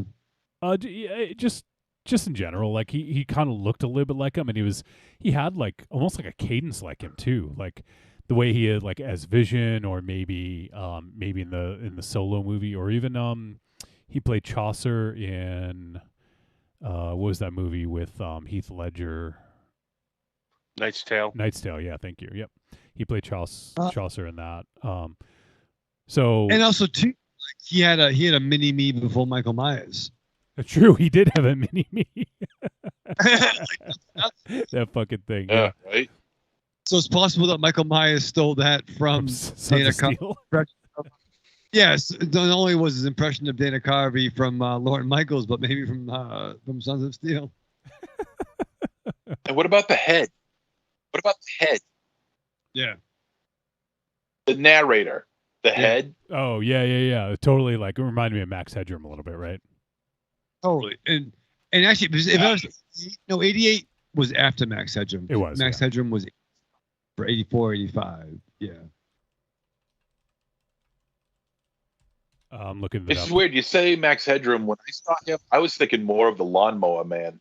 Oh yeah, that's what I thought. Which of course came out. Came out long before Lawnmower Man did. So. No, you're right. But that was just the kind of CGI they were dealing with at that time. Yeah. No, that's a better way to. Yeah. It looked more like Lawnmower Man for sure. Just to follow up on 3 million Australian dollars in this day and age. Now I don't know what the transfer rate was then. Now it would be $2.2 million. So decent budget. Back then it probably was a pretty decent budget for independent film. Or actually, I don't think this was independent, because it says it premiered at Cannes in 1988 and was released in 32 countries. It says it won official selection at the Brussels International Festival of Fantastic Film and was also a finalist at the Festival of the Imagination in France in 1989. So, it played at some festivals. Cannes is not, like back then there was a lot less films than there is now, but I'm sure it wasn't easy to get it into Cannes, you know? So, Yeah. so that's that's pretty interesting that happened. There's also a couple cuts of this. Apparently, there's a 104-minute version. We saw the one we saw. I think was 96 minutes or something like that. So I don't know if there's another cut of this, or that just tends to happen. In different countries, there may be different cuts. So that's a possibility there. I want to read Gary Elkidi, what he posted in IMDb, because I just don't want to forget about that. So he says here, he gives his film a 7 out of 10. So kudos to him for not going 10 out of 10. And he says, I'm probably biased as I wrote and directed the film. He says it was a hard film to make. I had to rewrite the original script only 6 weeks prior to principal photography due to budgetary changes. In a lot of ways, the film paid the price for being a first in Australia. It was the first film to be shot employing digital live sync sound, and thus paved the way for others. Sons of Steel was shot at night, at times a mile or more underground in Sydney in World War II bunkers. It was a tough 8-week shoot, and in retrospect, a difficult task for a first-time director. I'm proud of what we tried to do with this, as little funding as we had. We put a lot of quality up on the screen. Those who I was fortunate enough to work with gave the film a first-class look and me a first-class experience. Some find the story hard to follow, and that would be because so much of it wasn't shot because of bad scheduling, and plenty ended up on the edit floor for one reason or another. I'm sure that's generally taken as a director's excuse for a flawed film. Perhaps so, but then again, maybe I'm right. I did live through the experience of not only writing it a number of times, but raising the finance, writing much of the music, directing it, and selling it around the world. And for that experience, I am eternally thankful.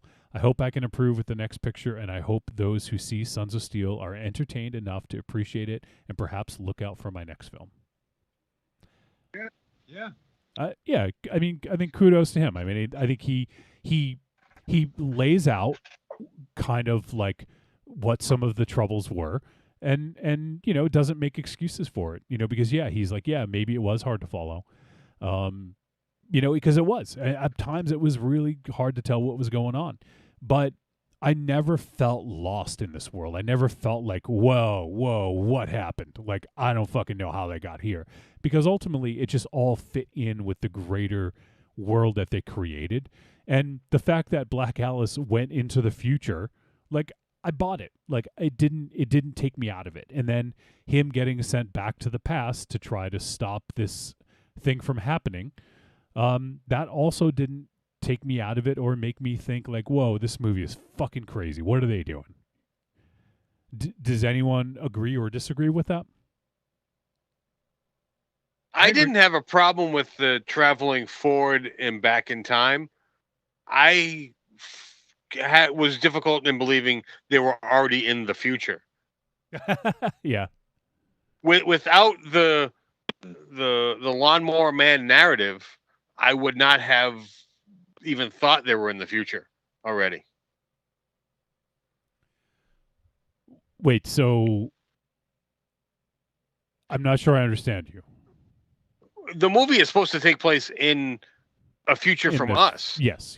And then travel further into the future. Right. The first future, I had trouble believing was the future. That's what it didn't portray that to me. Okay. I mean, it doesn't say. I mean, granted, this film was made in '88, so you take that was a future from 1988. Obviously, most people didn't see the technology that we have now coming, per se. So, well, I guess Stanley Kubrick did, but still, like, you can never fully know where we're gonna go. Well. I mean, my problem is the attire of everyone. Oh, okay, gotcha. Everyone dressed as if not even late 80s. They were dressing as if it was mid 80s. I mean, maybe Australia is a little behind us, America, but how his name is escaping me. Black Black Alice. Alice. Black Alice. I want to say Black Adam. Black Alice. He looked more mid 80s to me in his attire. That's why I had trouble like placing him in the future from an 80s movie. That's fair. I mean, you look at something as Mad Max. You look at Mad Max, which was made years before this. It 100% dictates. It portrays the future. This movie did not. Well, I mean, this is a weak excuse for what you're saying, you know. But there is the possibility that style just reciprocate, cycles itself over time. Yeah. And think, you start running out of ideas, so you got to recycle and recycle and recycle, and so like I don't know how far in the future they're saying that is. Let's say it's the year 2150. So like 1980s style have been recycled in the year 2150. So I mean, it's possible. It's a distinct possibility. But if you're making a movie, you want to portray the future, you're not going to try to recycle the style of the year you're making the movie. If anything, you'd go reverse and pick the style from the 70s to try to portray that cycle, if that's the tone you're going for. I think he was, I get what you're saying.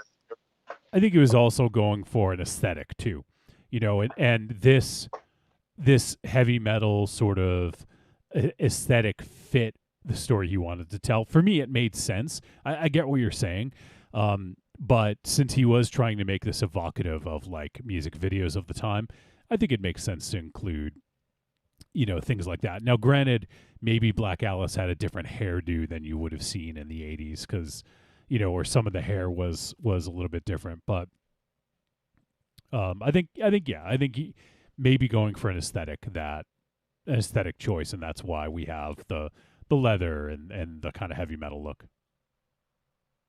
Well, see, I don't even think his hair is that different.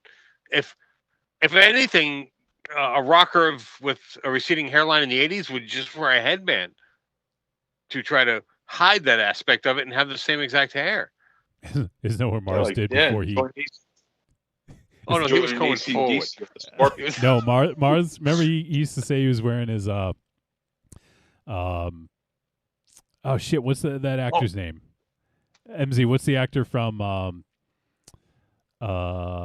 oh my God, I'm drawing a complete fucking blank.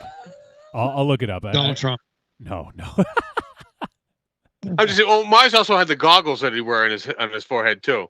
True. Yeah. To try to mask. Well, that's because he didn't. Well, that's because he didn't want to see his eyebrows balding. But like Bret Michaels, you be careful anyone who wears a bandana all the time. Yeah, that's what I mean. He's hiding his receding hairline. Which is fine. Genetics suck. That's fucking fair. And it sucks because you may get cancer or whatever the fuck. But like guys who always do the bandana, like, oh, shit. Okay. Cancer, you don't get a receding hairline from cancer. You lose your hair. Yeah. I'm saying that genetics, you don't have any control of it. You don't have any control over if you have, Well, yeah. Well, you deal with it. You mask it if you choose, or you just embrace it and shave your head. That's just what it comes to. Yeah, that's why I'm wearing a hat inside right now. Why do you think Hulk Hogan wears a bandana all the time? Yeah, brother. Just saying, what are you gonna do? It's no one's fault.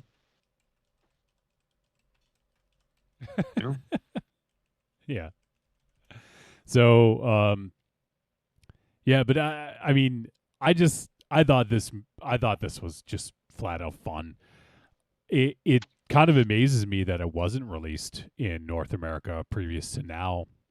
I'm surprised no one picked this up, but especially with the popularity of the Mad Max films. What's up? Or Vinegar Syndrome. I'm surprised Vinegar Syndrome didn't. The only way Vinegar Syndrome did not jump on this is if they did not know about it. That's the only excuse I can think of. Or they have good taste.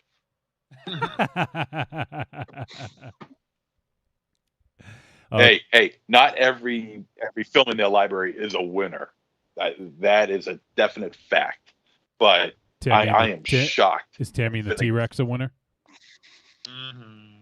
Tammy the T-Rex is a winner. I champion that movie. Oh, Where is it? Jesus. God damn it. For all Yeah, the learn the deal. down right now, you know exactly where fucking Tammy and the T-Rex is. What the fuck? Yeah. Look at that. Did you just kiss it? I did. What the fuck is Is wrong your- with you? Oh, Jesus. You're a weird.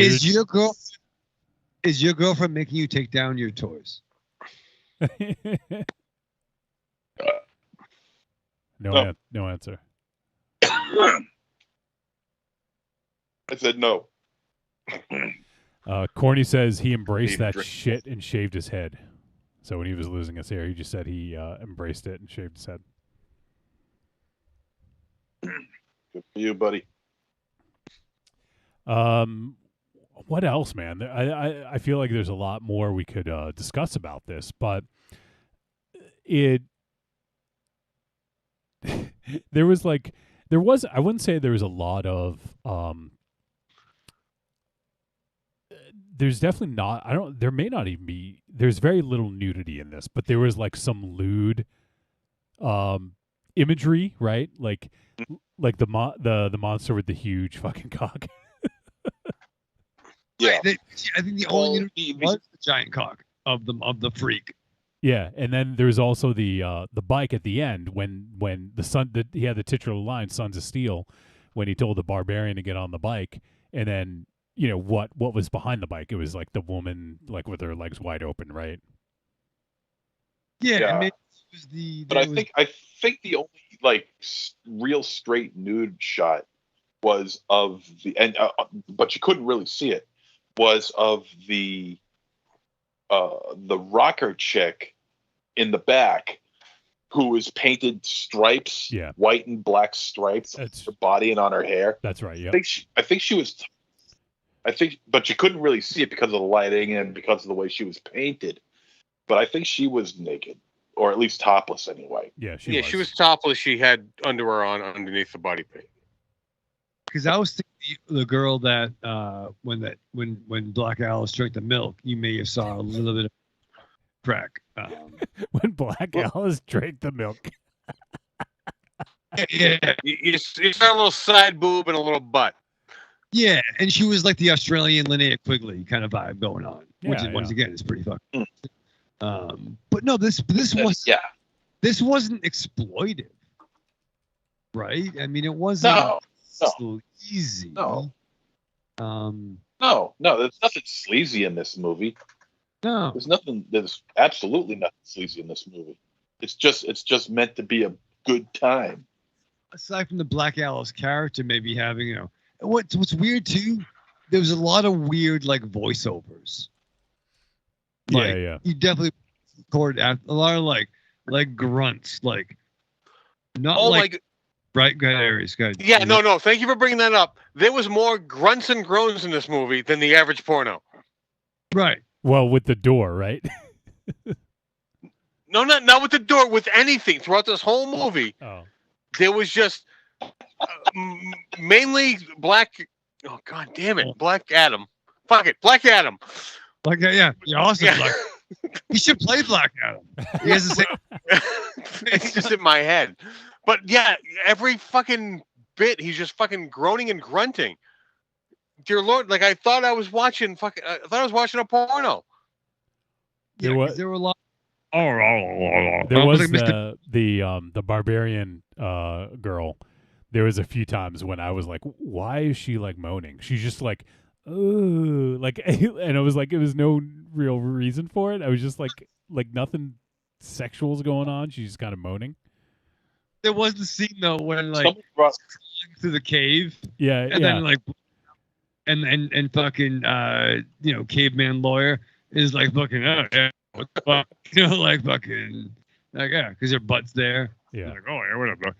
Almost like a weird mix between Bluto and like Mr. Bean, like, oh what the fuck, man, oh, that ass over there, yeah. Like it was like just grunts, like overdubbing. That they clearly was not saying that in the shot. Like, even like when they're doing the SOCOM, Navy SEALs fucking thing. He's like, "Oh, smells like shit. Hope I don't step in it." That line of dialogue. Remember? No. Yes. Yeah, I remember. I mean, Yeah, there were some. Go ahead, Aries. Oh no, I was just gonna say, like, it seemed like every time he finished talking, he grunted in some way, like some creepy little. I don't. It was very, very disconcerting. Like, I don't know. What were you gonna say, MC? There was. Well, I was going to say that somebody brought up the door a couple minutes ago. Yeah. And that just immediately triggered my mind to the part where Black Alice had to break down a door, and he breaks through the door, and it's like the shape of Frankenstein around his body. Yeah.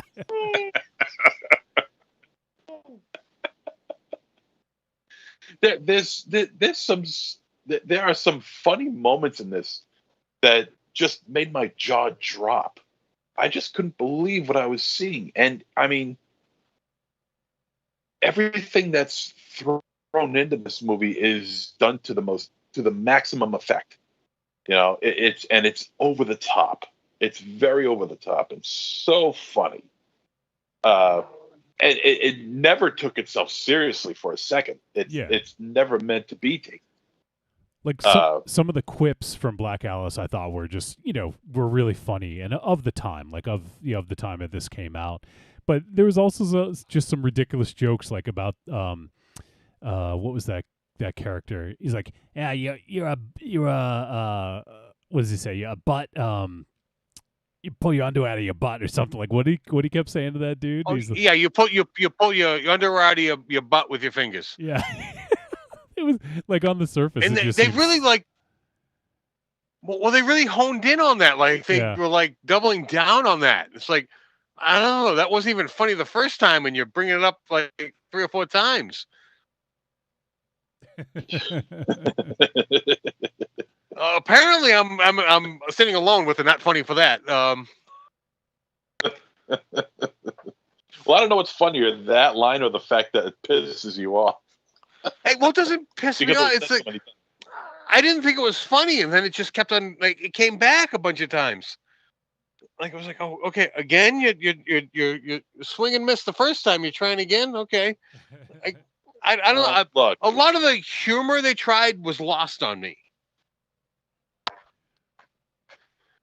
Look, a lot of movies do that though, where they hone in on one joke and they repeat it over and over and over again. The one that gnaws at my cranium, and I'll never be able to shake it for as long as I live, and it's so stupid too, is when I went to go see Oscar at the theater with Sylvester Stallone and Tim Curry. I am so sorry. Yeah. There's a scene where Sylvester Stallone's character, he's not Oscar, by the way. Sylvester Stallone's character, he's like, I got some people coming over. I don't want you to know that you're working for me, so don't call me boss, okay? Okay, boss. And that's said like 3 or 4 times, and I'm like, oh God, just get me out of here. But I know what you mean. But in this case, I found it funny. Yeah, there was some funny little jokes, and he kept calling the robot the vibrator or something like that. You fucking vibrator. Yeah.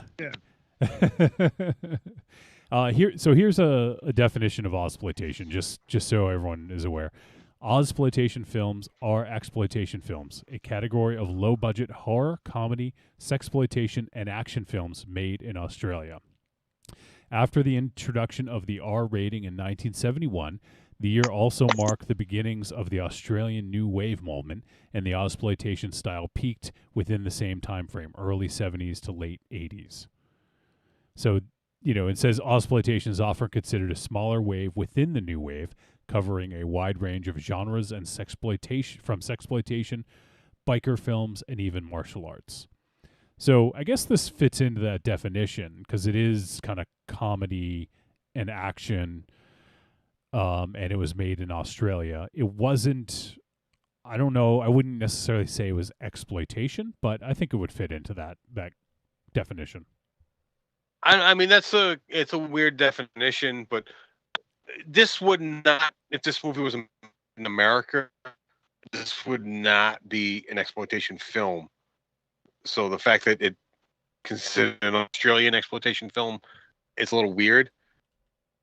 Yeah. What was it? I can't remember the name of that. Ozploitation. Ozploitation, yeah.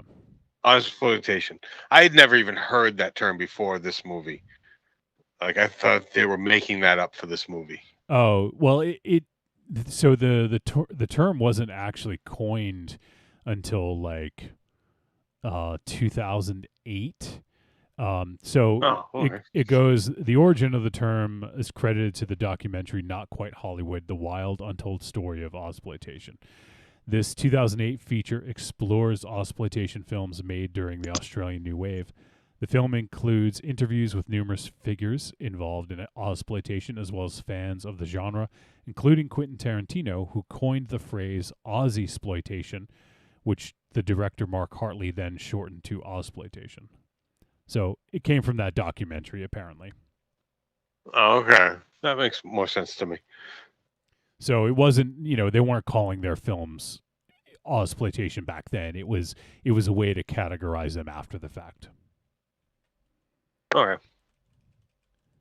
And it's more of a movement, so I guess that makes sense. Yeah. All right, so anything else in this movie you guys wanted to bring up? There's so many fucking crazy things. Like, I feel like we just scratched the surface. Yeah, MZ. Yeah. What did you guys think of Black Alice's voice? Singing, I mean. Singing? I thought he sounded great. It's very much of the time and what they were trying to do, and I think that he nailed what they were trying to do.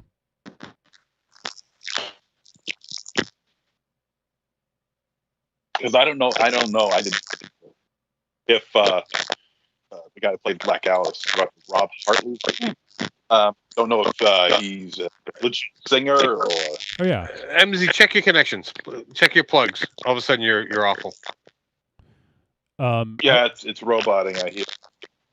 I did mention earlier that he did sing all of his parts, so he's actually a singer.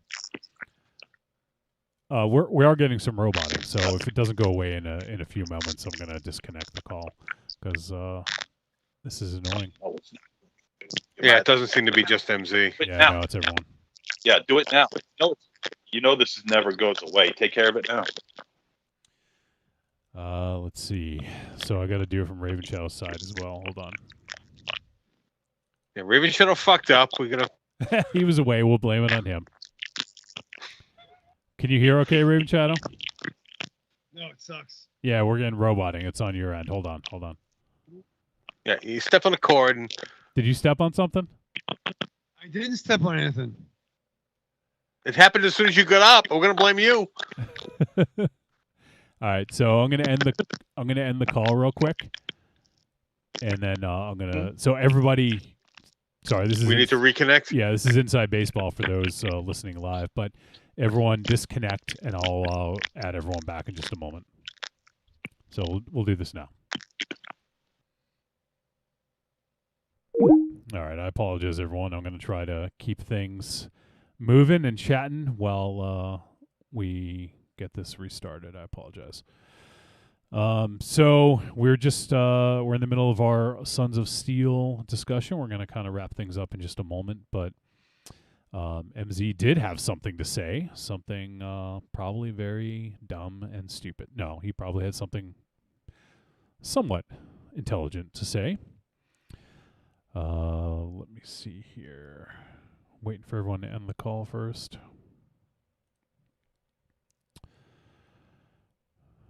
I wish I had queued up some of the songs from this fucking movie so I could maybe play one now. Actually, let me see if I can find one.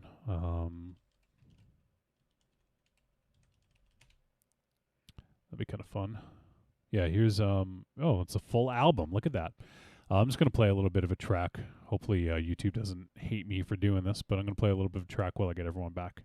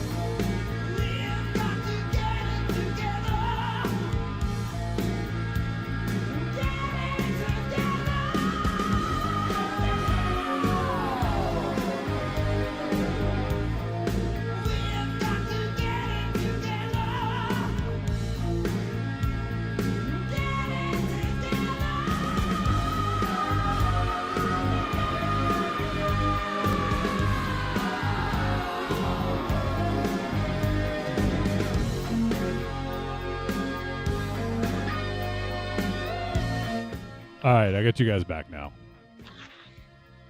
Are we roboting? I don't hear anything. Okay, good. If you ask me, I think we should be coming back to that music. Now on. No, never again. Still haven't connected to Raven Shadow because Skype takes literally 5 minutes to load on his fucking computer. So he'll have to wait a few minutes. But yeah, I was playing a little bit of music from Sons of Steel. Let me find if I can find the track here.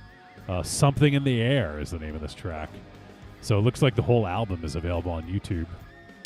Oh, goody. Oh, shit. You can just stream it from YouTube. And yeah, Rob Hartley did all the vocals, MZ. That's what I was trying to say before we get disconnected. Yeah, he sounds good. He sounds legit. Yeah, my guess is he's probably an actual singer, and maybe he was in metal bands, because he didn't really act very much. He was definitely more of a singer than an actor in this. Oh, Black Alice was actually a band. It says Black Alice's second album, Sons of Steel, was the soundtrack of a 1988 sci-fi action movie by the same name, starring vocalist Rob Hartley. It says after Black Alice split up, Page formed Trilogy. Later, he formed a cover band called Black and Blue, which eventually evolved into Black Steel. So, yeah. So, the members of this is an actual heavy metal band. Or rock band, whatever you want to call, from Perth, Australia. Oh yeah, there's a picture like the dude who played Rob Hartley, who plays Black Alice. He looks like he's got like normal hair in this, like normal long hair. Yep. Then the '90s came, and music never sounded like this ever again. What a bitch that has to. Oh God. Oh my God, I typed in Black Alice band, and I get all sorts of fucking, like, headbands. What the fuck? So let me look for, wanted to see if there's pictures. I want to see some more pictures of the band. Oh, yeah. Yeah, play this song when he was on the pedestal. Play the song when he was on the pedestal. I don't know which one that was. Oh, God. No. Was it Rock and Roll Wreck, Mr. System, Fighting for You? With You, The Burn, Walk. What? Why don't you play them all while we're talking about it? All right. Well, here's what's this one? Fighting for You. What's this? No, that was the ballad. Is it Mr. System? Is that the one, MZ? Oh, I don't. It might have been.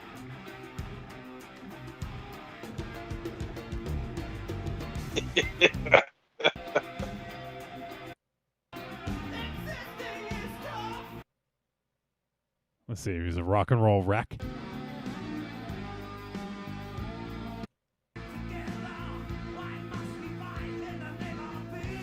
Yeah, I don't know. No, I don't think this was it. It's a good song. I like all.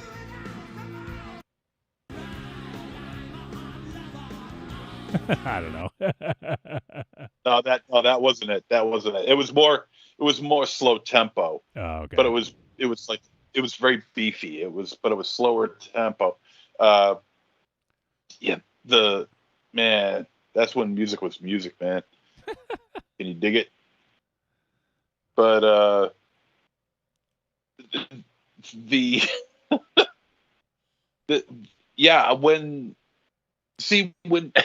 here's the thing that threw me is that I really, I knew what the plot of this movie was, but I didn't even realize, and this is an extension to what Aries was talking about. I had no idea he even went to the future until he said that I gotta get back to the past, and I'm like, wait, he was in the future the whole time? When did this happen? Because I still don't know what he did to make him time travel. I still don't know what he did. He made him into a hologram. He turned him into a hologram. But yeah, it's Okay. But that's the thing; it's not clear as to why he went like 100 Yeah. years into the future or whatever it was. He just kind of showed up. Yeah, it was. Yeah, it was kind of messed up, and I'm like, by the time I realized he was in the future, he was already heading back to the past. So it's yeah. Can you hear us, Raven Shadow? but that. I can hear you now. Okay. Can you hear me now? But I'll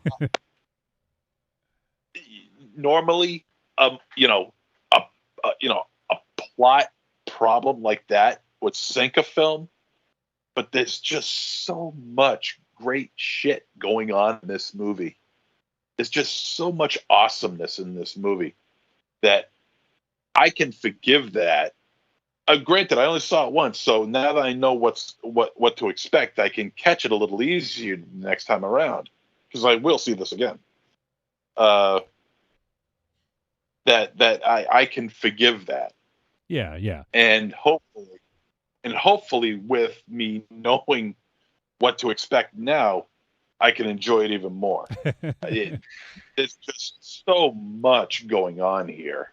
Yeah. That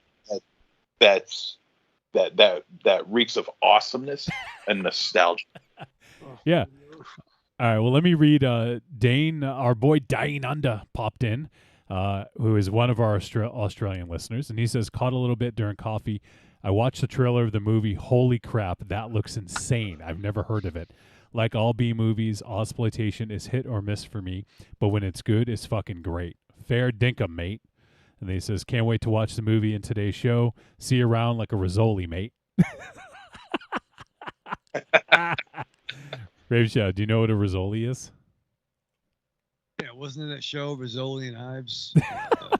It's a compressed mixture of meat and spices coated in breadcrumbs and fried. It was not a Isn't that ravioli. Vegemite? No, Vegemite's a spread. No. Could you put it?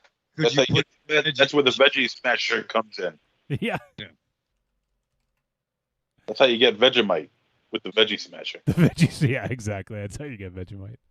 You put it you mash it into a delicious paste. What did he say? He was like into a tasty paste. I love tasty paste, Johnny. You are a tasty paste. I am a little tasty. You are pasty though. Yeah. He is pasty. All right. Well, we could keep going with this one, but we gotta cap it off because I want to get on to some voice messages, which we have a couple. So, is there anything else? I feel like this is where we were before we got disconnected, but is there anything else you guys want to bring up before we head to the verdict? Not really. All right, let's do the verdict. Trick or treat, baby. I wonder if people would say you're a trick or a treat. Trick or treat, motherfucker. All right, it is verdict time, and we're going to let you know whether this flick was a trick or a treat. And any final thoughts? Let's start with Monster Zero. Huge nostalgia hit. That's what I have to say about this movie. This movie reeks of nostalgia. It reminds me of the 80s. It feels like the 80s. It is the 80s. It was made in the 80s, but it doesn't come out until now. This movie is original when it wants to be. It, like I said before, it feels cheap. It looks cheap, and that adds to it. Just how you like it. Just how you like it, MZ. Yeah, that's right. This is nothing, as Bret Michaels would say, nothing but a good time. And this is, as balding Bret Michaels would say, this is nothing but a good time. Oh shit! And this is a big treat. All right.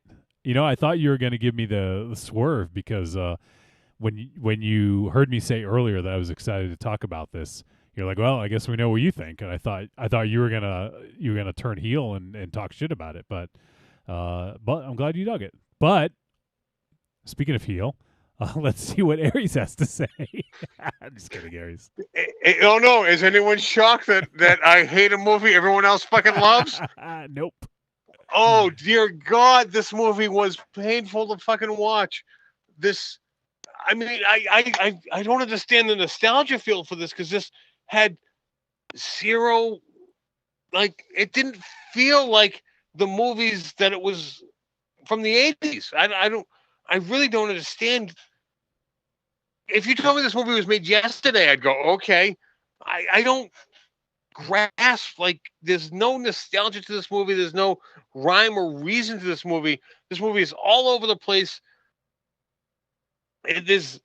You guys talk about music videos. There's a reason why music videos are only the length of the song, because that's all that they're good for. They shouldn't be a major motion picture based on a music video, because there's no fucking story there, and that's exactly what this is. This is barely a musical, only because the fucking guy starts singing randomly. I would have guessed that the writer-director was also the star of this movie. I actually did fucking research because I thought this was a fucking vanity project. I really thought it was going to be the director, writer, star, because that's what this felt like. And the overdub of this whole thing was atrocious. Like, I understand overdubbing songs when you do a musical, but overdubbing the dialogue to the extent that they did, it was painful to listen to. And oh my God, and what else did I fucking make notes? Because you guys are fucking going 90 miles an hour. The blondes in this movie, I couldn't even keep track of them. The three of them, they all look like the same woman to me. I couldn't keep track. It was, I don't like, oh God, Jesus Christ. I could rant for hours on how bad this is. Like, I really am shocked that you guys love this. I thought you guys would be like, it was okay. Oh my God, avoid this. I not even if you value anything I say, just if you listen to one thing I ever say in this goddamn show, avoid this fucking movie. Wow. Save yourself the hour and a half. Absolute trick.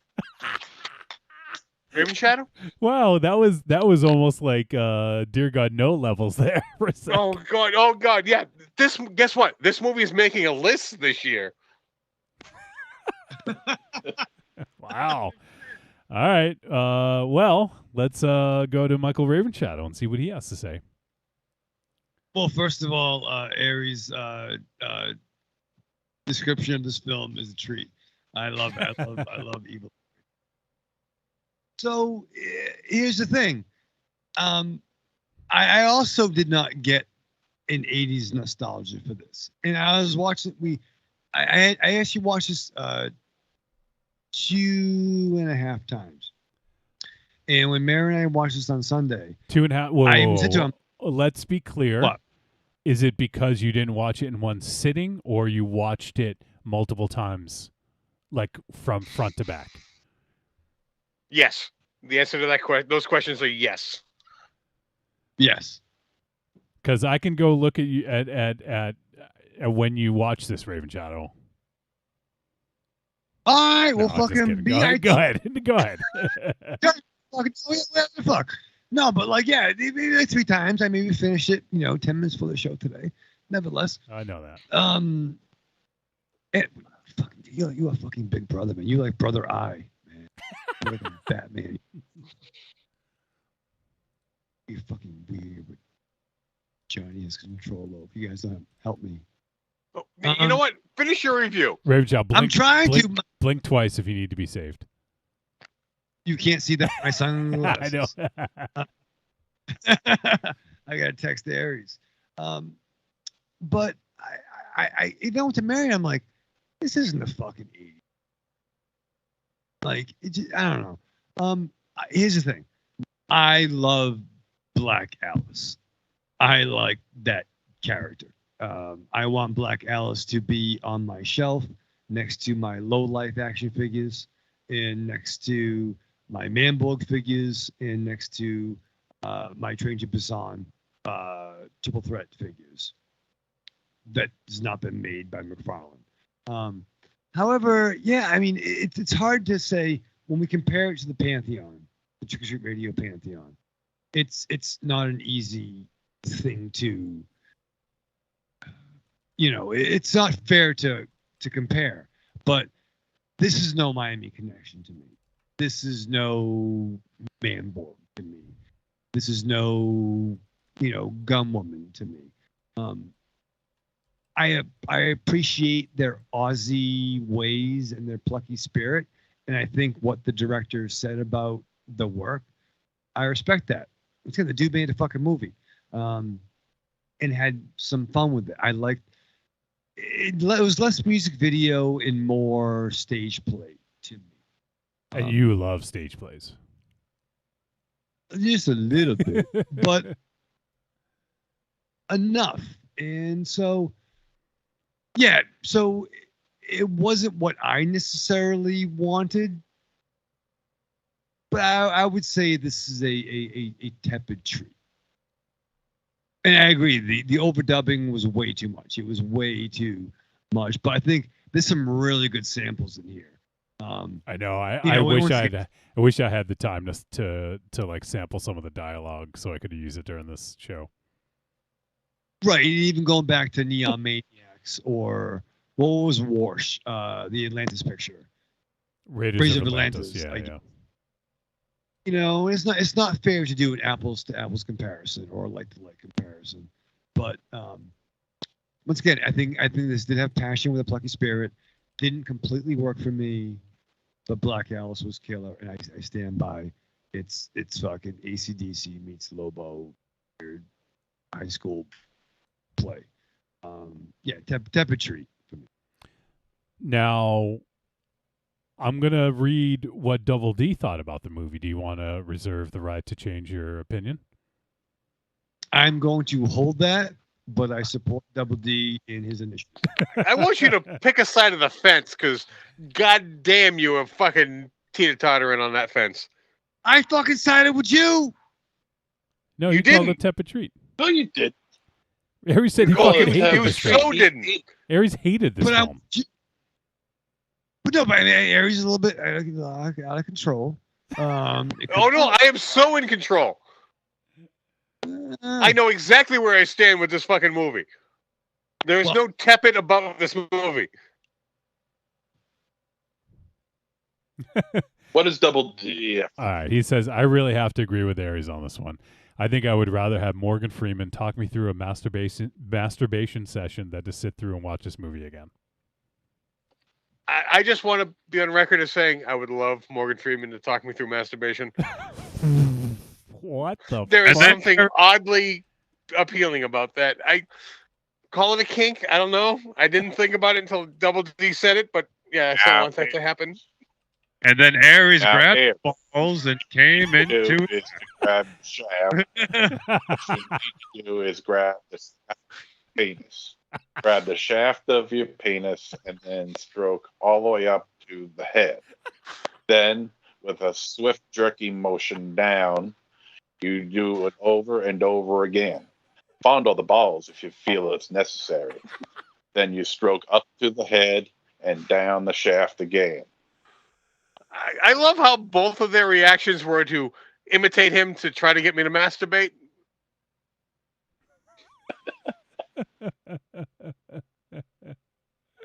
Oh my god, that was both the most horrifying thing I've ever heard and maybe the funniest.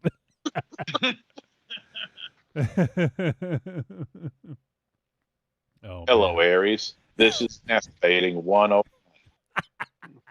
No. I'm far beyond 101. Well, he's walking you This through isn't an introduction. He's walking you through the basics. Morgan Freeman. Yeah. So first, unzip your pants. Yeah, I don't need the basics. I'm in the advanced class. So Double D, I'm not going to read the whole thing, but he says in quotes, I never thought, I can't do the Morgan Freeman, but he says, I never thought much of Double D when he first came to Shawshank. That was until I saw his enormous beep.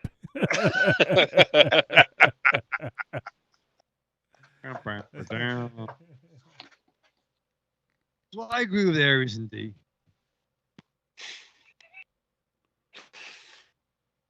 How quickly you fall off that fence. Yeah. Once Scales, again, it's fun. This was fun. Yeah, All right. Raven Shadow. All right. Y'all, Again, all you gotta y'all, be a sheep. all y'all, shut up. All Oh right. yeah. I'm gonna get Yeah. mine. It's pretty clear. I thought this movie was a fucking blast.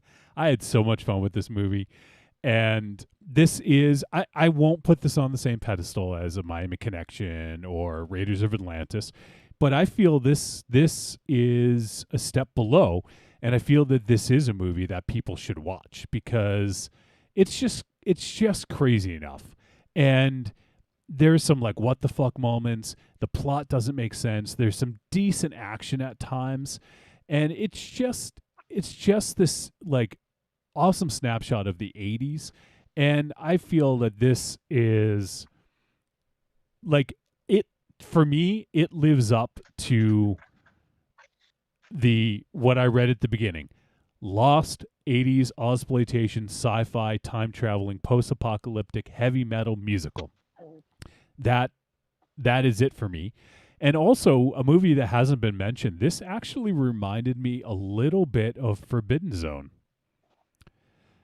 And Forbidden Zone is one of my favorite cinematic oddities, directed by Richard Elfman, featuring Danny Elfman as the devil.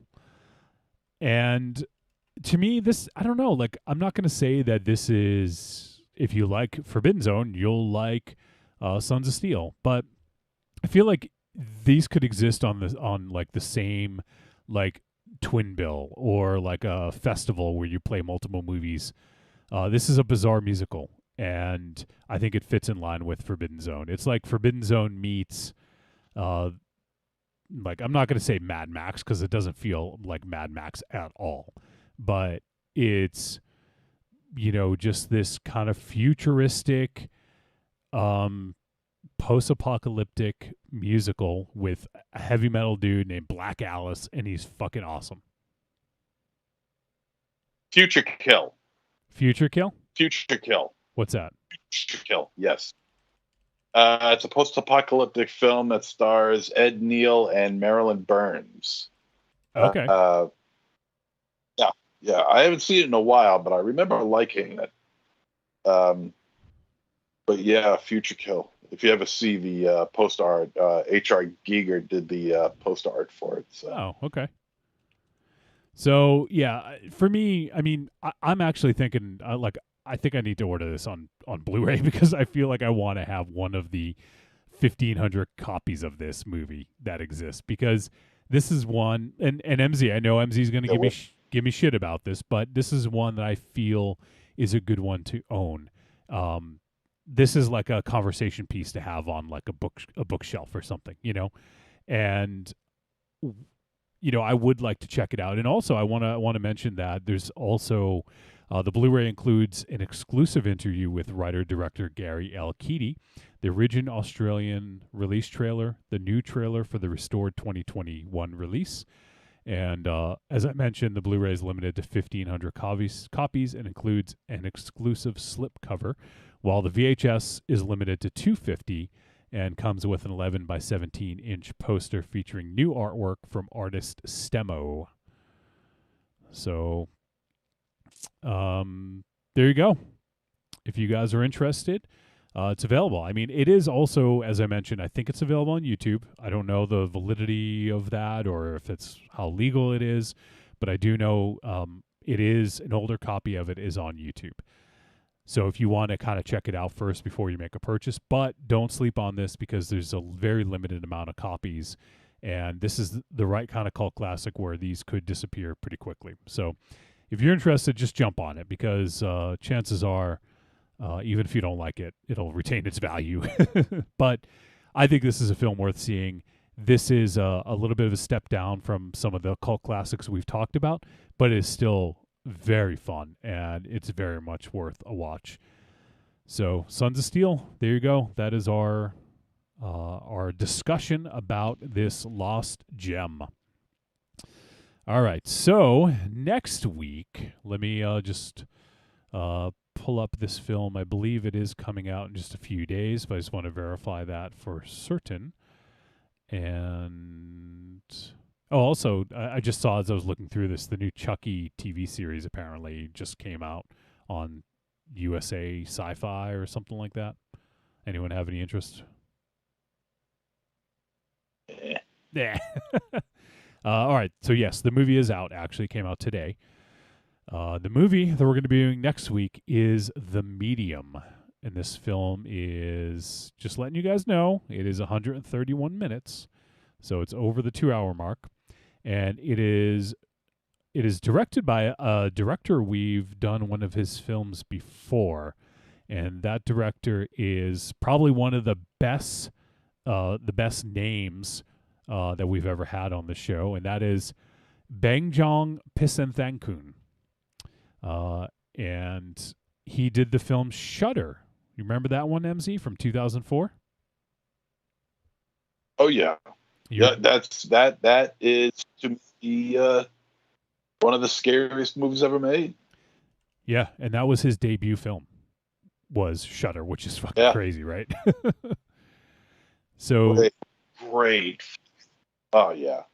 Yeah, so since then he's done a couple other things. We also did ABCs of Death, which he did one of the segments in that. He did N is for Nuptials, which I remember being one of the better ones.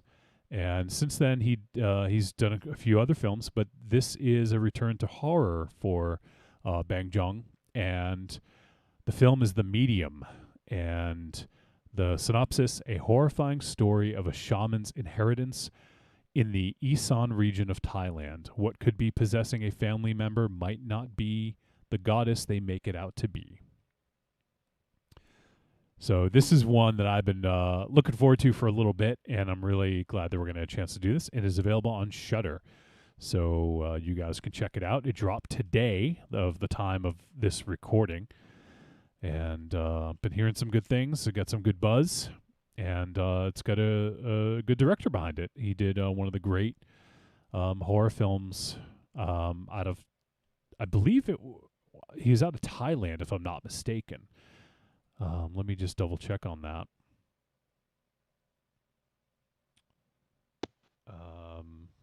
Doesn't say on his IMDb, but I'm pretty sure that's where most of his films have emanated from. But yeah, I'm looking forward to this. Shudder, we did on the show. Wow, way back. It was probably one of the first. Let me see.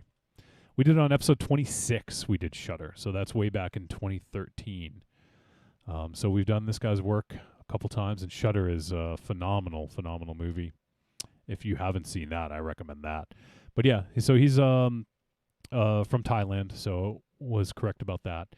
And this is his latest work, The Medium. So we're going to be checking that out. If you guys want to play along at home, it is available on Shudder. And just a reminder, it's over 2 hours. So make some time, Raven Shadow. Fuck. You pissed? Not really, because I like Korean. It's not Korean. It's from Thailand. I fucking Thailand movies. I like them too. Creepy Girl popped in. She says the new Chucky series was pretty good so far. And I saw they have a new Day of the Dead series on Sci-Fi too. And they have a new I Know What You Did Last Summer series on Prime.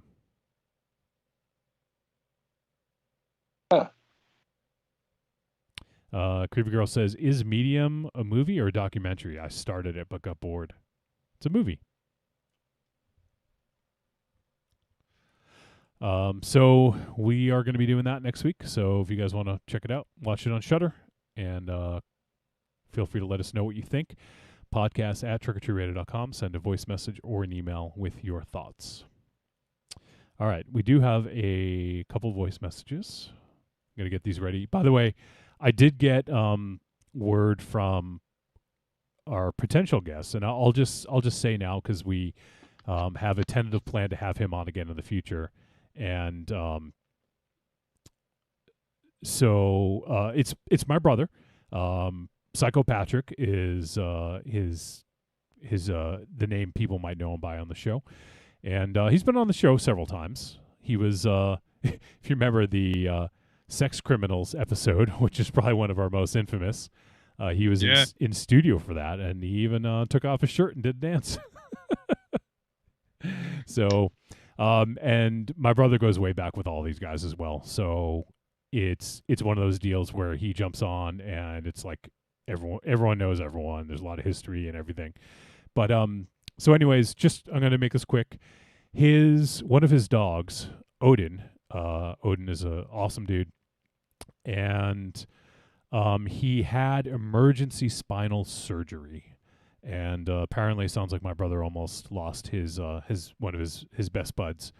And thankfully, that wasn't the case. They were able to do some emergency spinal surgery, and they were able to help him out. But now he's got a long road ahead of him with, he has to basically and also for the record, he has one back leg because he was in a puppy mill and he survived, but he, was damaged in that and lost one of his limbs, lost one of his legs. So his one back leg now isn't working so good, and he's got to go through physical therapy to regain full use of his leg again. So, and he's a big dog. So my bro has, a long road ahead of him with his wife Joanna, and their awesome dog Odin. They have two other dogs as well, Braun and Mira, and all of them are amazing. And my brother, takes really good care of his dogs, and he's a really good dad to them. But obviously, tons of bills now to pay, and unfortunately, it's going to cost them a lot. So I shared the GoFundMe with the Discord and with some other folks and on social media. But if anybody is able to share, I'm going to post it again. But it's one of those, GoFundMe, and it's help with Odin's medical bills.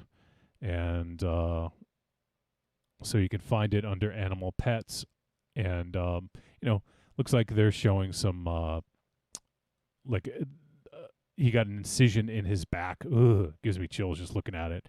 But it looks like it's healing up nicely. But apparently they had like a little scare with him tonight, so that's why he wasn't able to join us tonight. That's why I didn't want to talk about it in case it didn't happen, because he's a big dog and he can't really move very well right now. So weren't able to make it happen tonight, but we will have my brother on again in the future soon. And if people, want him to kind of talk about this a little bit. And Raven Shadow, I want to give you props. You had a great idea to invite him on and to talk about this, because it's a pretty crazy story, as you pointed out, right? No, it's crazy. And once again, I get it. Life sucks for lots of people, but in particular the story, I know Odin from Facebook, and obviously your brother for a long time, and yeah, his story is tragic, and even that the mother kind of abandoned Odin in the puppy mill because it was so bad.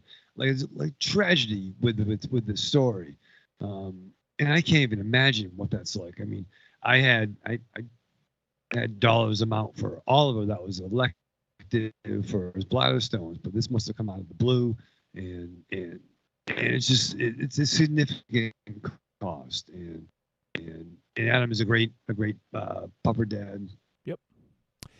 Yeah. It's just so for people who and just to break the fourth wall, if you're looking for it, it's help with Odin's medical bills. I think if you just Google that, and fundraiser by Adam Smith. So if that's why, because it looks like there's a couple pets named Odin on GoFundMe right now. But yeah, I'll also post the link in some social media stuff, and you can find it. And if you have even just a few bucks to toss, he's got obviously emergency spinal surgery. That's not going to be cheap, and with the physical therapy that's ahead of him, it's going to cost quite a bit. So they're looking for $10K. They're almost halfway there, which is fucking awesome. So I know a lot of people I know already contributed. So if you're listening to this, thank you so much for helping out. I know, MZ has cats, but the rest of us have dogs. And I know for me, if some situation like this arose and I was like helpless like this, I would appreciate everyone's support. And, I know everyone else, things like this come up. There's nothing you can do, right? Like sometimes people just aren't prepared for big things like this, and you don't want to lose a family member if you can avoid it, So I'm not going to say too much more, but if you guys have a little extra cash to give, you can go ahead and find on GoFundMe Help with Odin's Medical Bills and Fundraiser by Adam Smith. And if you have some ducats to give, feel free, and I'll post this again in like the Trick or Treat Radio group on Facebook and on the Discord and stuff. So maybe I'll even put it out on Twitter. But if you guys do have some extra funds and you want to help support, I would really appreciate that. All right, so we'll, but yes, we're gonna have my brother on the show sometime soon, and looking forward to that because he's one of the funniest dudes. I'm biased, obviously, but he's one of the funniest dudes ever in the fucking history of the world. And I know he did watch Sons of Steel, so I was actually hoping to get his thoughts on it, but maybe we can ask him when he's on. So, all right, so if anyone helps out, I appreciate it. Thank you. All right, so let's see what we got here for voice messages. All right, we're going to hear first up. Let me just get it ready here from First Time Mike. First Time Mike, I know he was all excited about the Milwaukee Bucks winning the NBA championship. Unfortunately, the Milwaukee Brewers weren't able to continue the championship run as they were ousted from the playoffs by the Atlanta Braves. So I apologize for that. First Time Mike, I was actually pulling for the Brewers, just for your knowledge. No one else cares about baseball except MZ, but there you go. All right, here is First Time Mike. What's up? This is First Time Mike. How's everybody doing, family? Just a couple things tonight. I have watched VHS 94. I got a review coming up. I just gotta get my thoughts in order on the movie because I had to break it up a bit because I had some stuff going on this past week. And I'm eagerly waiting to see what you guys think of Sons of Steel. I've heard about this movie, and I think one other podcast has reviewed it, but I want to see what you guys think about it. But just a couple things. MZ, I've enjoyed your live videos of your various Halloween movie reviews. Those are pretty good, and I enjoy when I can catch them. Second of all, Michael Ravenshadow reading like 18th, 19th century anonymous erotic fiction is one of the fucking funniest things that I've heard in quite a while. And I just want to hear more of it because it's so ridiculous and his cadences just makes it weirdly fascinating. So that's great, Michael Ravenshadow. Keep it up. And I have a recommendation on Shudder. On the beginning of the month, they put in several. They put Blackula Scream, and a movie that I was turned on to by our friend El Goro on his 31 Days of Horror. I think last year or the year before, they got Sugar Hill on again. And Ooh. Don't confuse this with the Wesley Snipes movie. Sugar Hill is among my recent favorites of 70s horror, and it's a great voodoo zombie movie. It has Marky Bay, the late great Robert Corey, and Mama Jefferson. So, but Sugar Hill, it's not a bloody movie, but it's one of the movies that has the guy that plays Baron Zombie, Don Pedro Coley, is great. It has great atmosphere, and the zombies look killer. So, First Time Mike recommends, in addition to all the other things you're following, take the time. It's on Shudder right now. Sugar Hill is well worth the hour and a half running time. Check it out. This is First Time Mike, your boy from Milwaukee. Everybody be safe and have a good run up to Halloween. Good night. Good night, First Time Mike, and thank you for calling in and give us your three things. Interesting story about Sugar Hill. You remember this movie, MZ? Yeah. Do you remember? Yeah, this is the film that I had. I had a hard time watching it. Don't think I forgot. Hard time watching? You I mean the one that I you couldn't didn't do the watch? review because I couldn't see the film. Yeah. He pulled a Raven Shadow No, before there was a Raven I Shadow. didn't watch. It's true. No, you're First dead one I wrong. watched. What was that, MZ? You're dead wrong on that. Dude, is there dude? Tell me, how many movies have I ever said that I will not watch? Well, never, but You've never said that. But you, for some reason, didn't watch Sugar Hill. And I've told you time and time again what happened. Well, it was all the way back on episode 11. Literally 470 episodes ago. Well, regardless, I mean, what happened was I for some reason I wasn't getting a good internet connection, and I couldn't watch the movie. I love that he's still explaining it. It was 10 years later. And it still sounds like Raven Shadow. Like Raven Shadow doesn't say, "I'm not going to watch a movie." He has some stupid excuse. And granted, but mine are real. This excuse is real.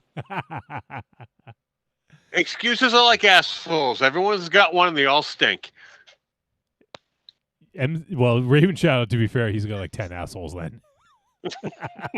Yeah. And that's just on one side of his body. And by the way, he speaks of Mama Jefferson. That's the late great Zara Cully, who is the voodoo queen in this movie. A lot of people think that Pam Grier's in this movie, and she's not. You've since seen the movie a few times, though, right? I've caught it a couple of times. Yeah, it's good. It's a good movie. It's deeply atmospheric. Good performances. Evil Corny says filibustering. It's a fuck off. It's a solid voodoo flick. Check it out. Yeah, it's a good movie. I think funny enough, I think that was the first movie I watched for the show, because back then I just used to moderate. I didn't watch the movies. It was you and Mars that watched the movies, and just you two would discuss and I kind of moderate. But yeah, I think that was one of the first ones I did actually watch. So episode 11. What's that? Me too. Oh, you did too? Even though you weren't doing the film discussions back then? No, I did Sugar Hill. Oh, you did? Oh, Yeah. You showed up MZ then. I fucking totally did. I mean, what's changed? He's a big talent. He's a big talent. Yeah, I'm a liar. No, I love MZ. Oh, shit. Oh, do we have another voicemail? We do. We have one more. Oh, man. All right. Let's see who we got up here. We have... I just got to transfer it to the right folder. All right. We have here Mr. Carlitos. Hey, Trick or Treat Radio, it's Carlitos. How you guys doing? Wanted to call and give you my thoughts on last week's movie. Not this week's movie because I haven't watched it yet, but last week's movie, VHS 94. And this was definitely a treat for me. I think I'm starting to be grown more as a fan for these films. I even liked Viral, even after hearing a lot of negative stuff about it. But after I watched it, I was like, yeah, that wasn't that bad. It was pretty good. But as for this film, 94, I thought all the entries were solid except for the rapper. I didn't care for the rapper too much. The problem I had with it was the acting and perhaps the dialogue, but definitely the acting and the ending. I thought the ending was rather underwhelming. But that's it. And that's pretty much what kind of ruined it for me for that, the wrap-around story, as far as that goes. But yeah, as far as the ones talked about the most, I actually did like The Empty Wake. It could have probably been a bit shorter, but I actually did enjoy the build-up and the the climax of that whole sequence, and the reason I did like it was the reason Johnny Wolfenstein didn't like it. I actually liked it because it did feel like a Creepshow entry, kind of somewhat reminiscent to the Hitchhiker segment in Creepshow 2, a little bit, because it was, I mean, similar but not really. But if you think about it, I think you guys kind of get where I'm going with it. So, but I did enjoy that one myself, and then and of course Timo's entry, that was probably the one everybody was looking forward to. And at first I was like, oh wow, some sketchy effects here, and a bit of a slow build up. But of course I was just like letting it go, let's see where this goes, and then it just takes off and just does some real ass kicking. It strangely reminded, I don't know if he was influenced by it or not, but it was very reminiscent to the latest Resident Evil game, Resident Evil Village. Minor spoilers, but there's the fourth segment that kind of changes the enemy designs completely, and it becomes something more what you've seen in this segment of this film. Which in itself, that game was obviously influenced by the film Frankenstein's Army, right? Frankenstein's the Army of Frankenstein. It's the found footage movie with the really crazy monster designs, like the propeller head, especially because that was featured in Resident Evil Village. Frankenstein's Army? Well, I can't remember right now. It's off the top of my head. But yeah, that one. And then, since both that game was released this year and this, I'm not 100% sure, but it felt very similar to that, obviously. But it was awesome. And yeah, that's it. But overall, and the other two assignments were fine. It was really good. And I did want to make a quick comment about the last broadcast. I also saw this around when it came out, but I think I saw it after Blair Witch came out. I'm actually with Aries on this. That it's more of a mockumentary to me. But I'm also with MZ that the ending ruins the movie for me. I thought it was fine up until that, and it's just too jarring. It's too jarring and too... Well, it's weird because you start out something you want to buy in, it's like as a real story, and then it does that turn, which to me it just doesn't work. So that's it. But I still liked it up to that point. But and watching Blair Witch had really no influence on my enjoyment of that film either. I'm surprised you guys didn't make any comparisons to it with the Curse of the Blair Witch, which was a accompanying documentary style, mockumentary for the Blair Witch movie, which is on the DVD, I believe. But I believe I remember first seeing it on the Sci-Fi Channel back in the day. So that's it, guys. That's all I wanted to share.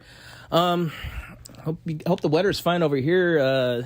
The weather over here seemed to take a sharp drop off, and it's a quite chilly 70 degrees over here. So I get the blankets and get the socks on. 70. And instead of wearing just shorts, nighttime shorts, I'm wearing some PJs now. So anyway, guys, you guys take care. I have a good one. Bye. All right, Carlitos. Thanks, man. And lots of stuff in there. Yeah, I'm glad you dug VHS 94. And he was talking about some influence, Resident Evil Village, Frankenstein's Army. You were right. That was the name of the movie. And gave us some thoughts about last broadcast. So do you guys have any thoughts about what Carlitos had to say? I'm concerned for him. 70 degrees. I know. Give me the address. I will send you some flannel PJs ASAP. Yeah. I was like 70.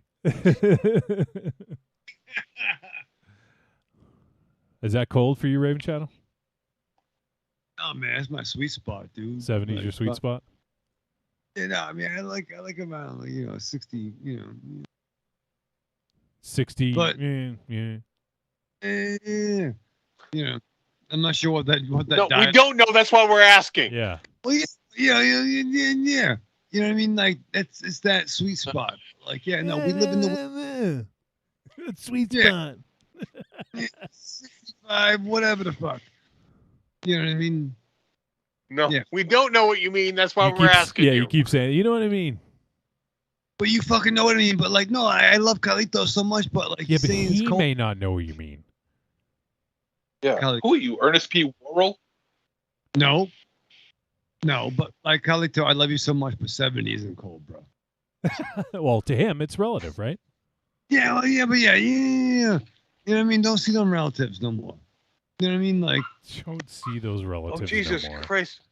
they, Are you having a stroke? Do you smell toast? I'm trying to have a stroke. I'm trying to get on disability. But like 70 degrees is not cold. But as I said, it's all fucking relative. To him, it may be cold because he's used to 100 degrees or 90 or whatever. Yeah, if he's south of hell in August, I'm sure that's very fucking cold. Fine. I love you. Jesus Christ. Oh, man. All right, so I think that's it for voice messages. Just want to make sure I'm not forgetting any. Corny. Just kidding. Yeah, don't fucking Shut off the racist feature and play Corny's message. Wow. Thank you. Yeah. Wow. I think that is it. I think that's it for voice messages. So, you guys have any final thoughts? Anything else you want to get off your chest? MZ's like, fuck no, I want to go to bed. You are fucking lump right now. You are a lump? Yeah, lump. It's like You talking to MZ? Yeah, MZ. He's just a sloth. MZ's going to go to bed listening to Black Alice. Yeah. Now that he knows it's on YouTube. I'm worried about him. There's something going on. I don't understand the pictures being taken down. You getting kicked out, MZ? Think about it and you'll know. Yeah, I think he's being evacuated. He's being evacuated. Not evacuated. What's when you can't live where you live anymore? Evicted. There you go. He's not being evicted. Not being evicted. He's the new mayor of Belfast, Maine, so he's moving up there. Yeah. He's the fucking. We're losing him. He's the sausage king of Belfast. All right, well, that's going to do it. So why don't we say goodbye, everybody, starting with MZ. Arrivederci, douchebags. Aries. See you next Thursday. Raven Shadow. I know what that means. I see what you did there. And hey, listen, without naming anybody, we've had some brothers and sisters in the community who've lost some of their own puppers this week. And very sorry for everyone's loss. And, hug your pet tonight. And until then, live fast, love hard, survive with your mask on. And yeah, I'll echo the sentiments. One of our buddies, one of the Hossmen, I don't know. Like, I don't know if it's my place to say names, but one of the Hossmen recently lost their pup, and my heart broke for him. So my heart goes out to him, and I know someone else who also lost a pup this week. Man, rough fucking week for puppers this week. But yeah, as Raven Child said, if you have a pup, cat, rat, guinea pig, bird, mouse, fish, no, not a fish. Don't hug your fish. Chinchilla. What else am I missing here? Lizard, gecko, snake. Am I missing any, Raven Shadow? What other animals are there? I don't want to forget any. Platypus. A pet platypus. You fucking idiot. I don't think there's any of those. But anyways, if you have a pet, give it a big hug this week, and or every day, every hour, whatever. Corny just said, I did just buy a copy of Sons of Steel. He didn't listen to you, Aries. Oh, motherfucker. He listened to me and MZ. And Raven Shadow was too on the fence, so he didn't even pay any mind to what he said. Well, Corny, you're going to have to let us know now what you think. So, all right, well, that is going to do it. So we appreciate everybody who tuned in live, everyone who sent in the voice messages. That would be our boys, First Time Mike and Corlitos. And also from big thanks, big ups to Phantom Pain Films for letting us peep Sons of Steel. And if you guys are interested, go check it out. Future blah blah blah blah. Future-video.tv. If you want to buy Sons of Steel, available on Blu-ray and on VHS. And next week we'll be back talking about the film The Medium. It is streaming on Shudder, so if you guys want to give it a look, go ahead and check it out.